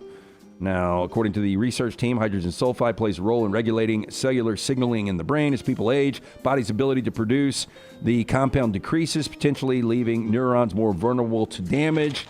To test the effects, researchers used genetically modified mice designed to mimic the disease in humans. The mice were treated with a hydrogen sulfide releasing compound known as NAGYY, which slowly distributes the gas throughout the body. After 12 weeks of treatment, the mice underwent a series of cognitive and motor tests, and the tested group treated showed a 50% improvement in both memory and physical function. So I was reading something that was common that I like that was supposed to reduce Alzheimer's. Well, I was going to tell you that there's it's not Diet Coke. I wish it was. There's a study out there right now being done on the shingles vaccination on how it, one of the side effects is that it is helping slow the causes of dementia. Oh, really? Yeah. I thought you were going to say it makes it worse. No, one of the positive side effects of the shingles vaccine. They're launching a study because there have been some signs that the shingles vaccination may also help slow the effects of dementia. Was it dessert after lunch? I can't remember, Lance. I can't remember the last time I've done that, but it stuck with you. I do love dessert, though. Interesting story Was it walking into a movie without pain? You hate dogs. I'm just going to do all this. We got a final story right here on dogs. Let's sing the hits. Let's see if you write Charlie off now. Okay. New York attorney has filed a federal lawsuit against the IRS, arguing that her pet dog should qualify as a legal dependent and be eligible for tax benefits typically reserved for humans. Amanda Reynolds and her 8-year-old golden retriever, Finnegan Mary Reynolds, filed a lawsuit in the Eastern District of New York claiming that the dog meets every functional requirement of a dependent under current IRS rules. Now, according to the filing, Reynolds argues that Finnegan relies entirely on her for food, shelter, medical care, training, transportation, and daily supervision. The lawsuit states that the dog has no independent income, lives exclusively with Reynolds, and incurs annual expenses exceeding $5,000. Now, under current IRS guidelines, pets are classified as property, not dependents. Reynolds argues that this classification does not reflect modern household realities, particularly for pet owners who assume full financial responsibility for animals that depend on them in the same way a child would. Yeah, based on my quick research here, that's an animal, not a human, so I don't think we're going to do this. Also, hidden side effect of this, if you start getting tax deductions and claim a dog as a dependent, how many people are just going to get dogs for the tax deduction? That's bad for the dog because they're not going to care for them. They just want the tax deduction. Well, people might do that with kids right now. I think some people do. I think people already do. Yeah, no, it's not good for the kids. The cats become a problem then because if you're not doing it for dogs, what about a cat lover? That's right. I'm a fish person. Look, cats kids don't count. Yeah, cats aren't needy like dogs. I'm not a cat fan at all, but dogs are very needy. Tell you, it's gotten so bad. Bullet, found in the woods, rescued, will not eat kibble. So we have had to go back to Farmer's Dog. What did you think was going to happen? No, he just stares at me. New York like, butcher shop. And if you're on Farmer's Dog, I'm on it for 2 dogs. It's kicking me in the balls. Yeah. It's hefty. You go from Farmer's Dog to New York Butcher to Farmer's Dog, and you're going to throw out kibble? Yeah. I mean, what did I do wrong? He'd be asking, what did I do wrong? Like they're laying. Stupid. Are we poor? Yeah. They're laying on restoration. I'm not exaggerating. Restoration hardware blankets on a couch in front of a fireplace right now. Oh, I know you're not exaggerating. Yeah. But I'm telling you, man, a lot of these. I think the fact you think they're laying on a blanket is a little foolish of you, but you're not over exaggerating. Why do you hate dogs, though? I don't hate dogs. I don't hate dogs. And let me tell you, my issue with dogs. Let me show you a picture. Why do you hate dogs? It's a great. What dog? Is that you get a new dog, Jim? No, that's Angus. Oh, okay. It's cute Angus, 5 years old. Yeah. I mean, how could you hate that? I don't hate dogs. He just sits there and just loves his toy, doesn't do anything wrong. They are the best creatures on earth. Yeah, it's been one of the most misrepresented things in the history of our show that I hate dogs. I don't hate dogs. I don't love dogs, but I don't hate dogs. No, I'm but ambivalent look at those towards eyes, dogs. Brownie. Look at those eyes. I think that, based on actions, I think people make judgments, and I judged your action of your dog running away and you not looking for it. Which is, again, not factual, Lance. Again, as I pointed out, I looked for him for a period of time, couldn't find him, and I just assumed he found a better situation. I mean, how long are you supposed to look? That's amazing. How long did you look for him? A period of time. So, like, if a kid's missing for 5 days, do they have a better? Again, a kid's a human. There's a line that has been drawn Dogs throughout time. are so much better overall than humans, but they're still animals. So an animal's an animal. That's my issue with dogs is when people treat them like humans. They're animals. They're not humans. How and then, long did you look for the dog, though? Yeah, a period of time. Not an exclamation point of time. Yes, a period of time. This has been a very long time ago, Tyler. I wasn't running, I wasn't marking days on a calendar like I was in So let me ask you this, honestly. Not a comma long of time. to mark days off? I'm sure, yeah. Hey, you are put in a position where one has to go. Golf is forever gone off the face of the planet, or dogs are gone. Oh, that's the easiest decision I'll make all day, dogs. Wow. So you want me to give up something I love so you can keep something you love? No, that's not it. I mean, I'm talking about for the majority of people, like dogs are so important. I'm sorry, but I got to make the decision, not the majority of the people. I was asked to make the decision. Well, I mean, that just compounds the fact that you don't like dogs. I like golf more than dogs. I will never deny that I like golf more than dogs. Yeah, I don't want to be in a world without dogs. Okay, I don't want to be in a world without golf, so now we got a problem. I'm somewhere between Lance's love of dogs and Brown's hatred of dogs. Yes, again, badly misrepresented. I think Tyler's more on my side. Jeeves, you're on my side, right? He doesn't play golf. What does he know? No, I'm not talking about the golf. I'm just talking about how awesome dogs are. Somewhere between the Jesus of dogs and the devil of dogs. I'm somewhere in between. You're purgatory of dogs. I'm in between. I think I'm normal with dogs. All right, that is Trash Today. Brought to you by our friends at Culver's. Brownie, tell us about the great friends at Culver's. Hey, whether you are celebrating a big win on the field or on the court, you can always go celebrate it with our friends at Culver's. And when you go in there to celebration, you know what you're going to find? You're going to find one of those juicy, terrific butter burgers. Always have to overpronounce the butter burgers. You're also going to enjoy those great sides like the crispy crinkle cut fries, the gooey golden cheese curds, and then for dessert, don't forget that creamy, fresh, frozen custard. Something for everyone in your crew to enjoy, win or lose. Culver's is the perfect place to celebrate these sweet memories you'll make all season long. Stop by Culver's on Stadium Trace or Tattersall Park and make this game day a delicious one. The Knicks beat the Spurs last night for the NBA Cup, their first trophy since 1973. They've had 0 MVPs. Yeah, if we're going to call that a trophy, that's a pretty low bar. Yeah, I think this in-season cup is so stupid. Also, Matt Stafford is your betting favorite by a large margin to be the MVP. He'd be the 6th NFL player, 37 or older, to win the MVP. Can you name the others? 6th NFL 37 or older? Tom Brady. Tom Brady was my first guess. 40. Peyton Manning. Peyton Manning was 37. Johnny Unitas. Nope. I'm out. Rich Gannon. Rich Gannon. Look at Brooks from the back row. Was 37. Lobbing in a Rich Gannon. 2 left. We're all quarterbacks. I'm assuming we're going to keep that trend. Yes. I'll go John Elway. Nope. Dan Fouts? Nope. All right, who we got? Aaron Rodgers won it twice, 37 and 38 years of age. And in 1963, Y.A. Tittle, 37 years old, MVP. So Stafford would join that group of Brady, Rodgers twice, Peyton Manning, Rich Gannon, good pull Brooks, and Y.A. Tittle. Yeah, I would say Rich Gannon. That solidified Delaware for me tonight. I would say you're going to go with the Blue Hens because of that. I would say Gannon's the lone member of that group, not in the Pro Football Hall of Fame. So that's good for Matt Stafford. Yeah, or yet for Aaron Rodgers, he'll be there someday. Well, I mean, Rodgers will be, yeah. Tom Brady will be there someday. Yeah. Stafford will be there someday. All right, this afternoon we're at Odie's Edgewood. Yeah, Odie's 4 to 6. Our friends at Company Distilling have been waiting to try that whiskey as good as company you keep. Now is your opportunity. We'll have that activation 4 to 6. Great drink specials, merchandise. Your opportunity to finally try this great product if you haven't already. And we'll be doing a live show 5 to 6. This is the Edgewood location of Odie's Tavern. Until next time, God bless you and God bless America.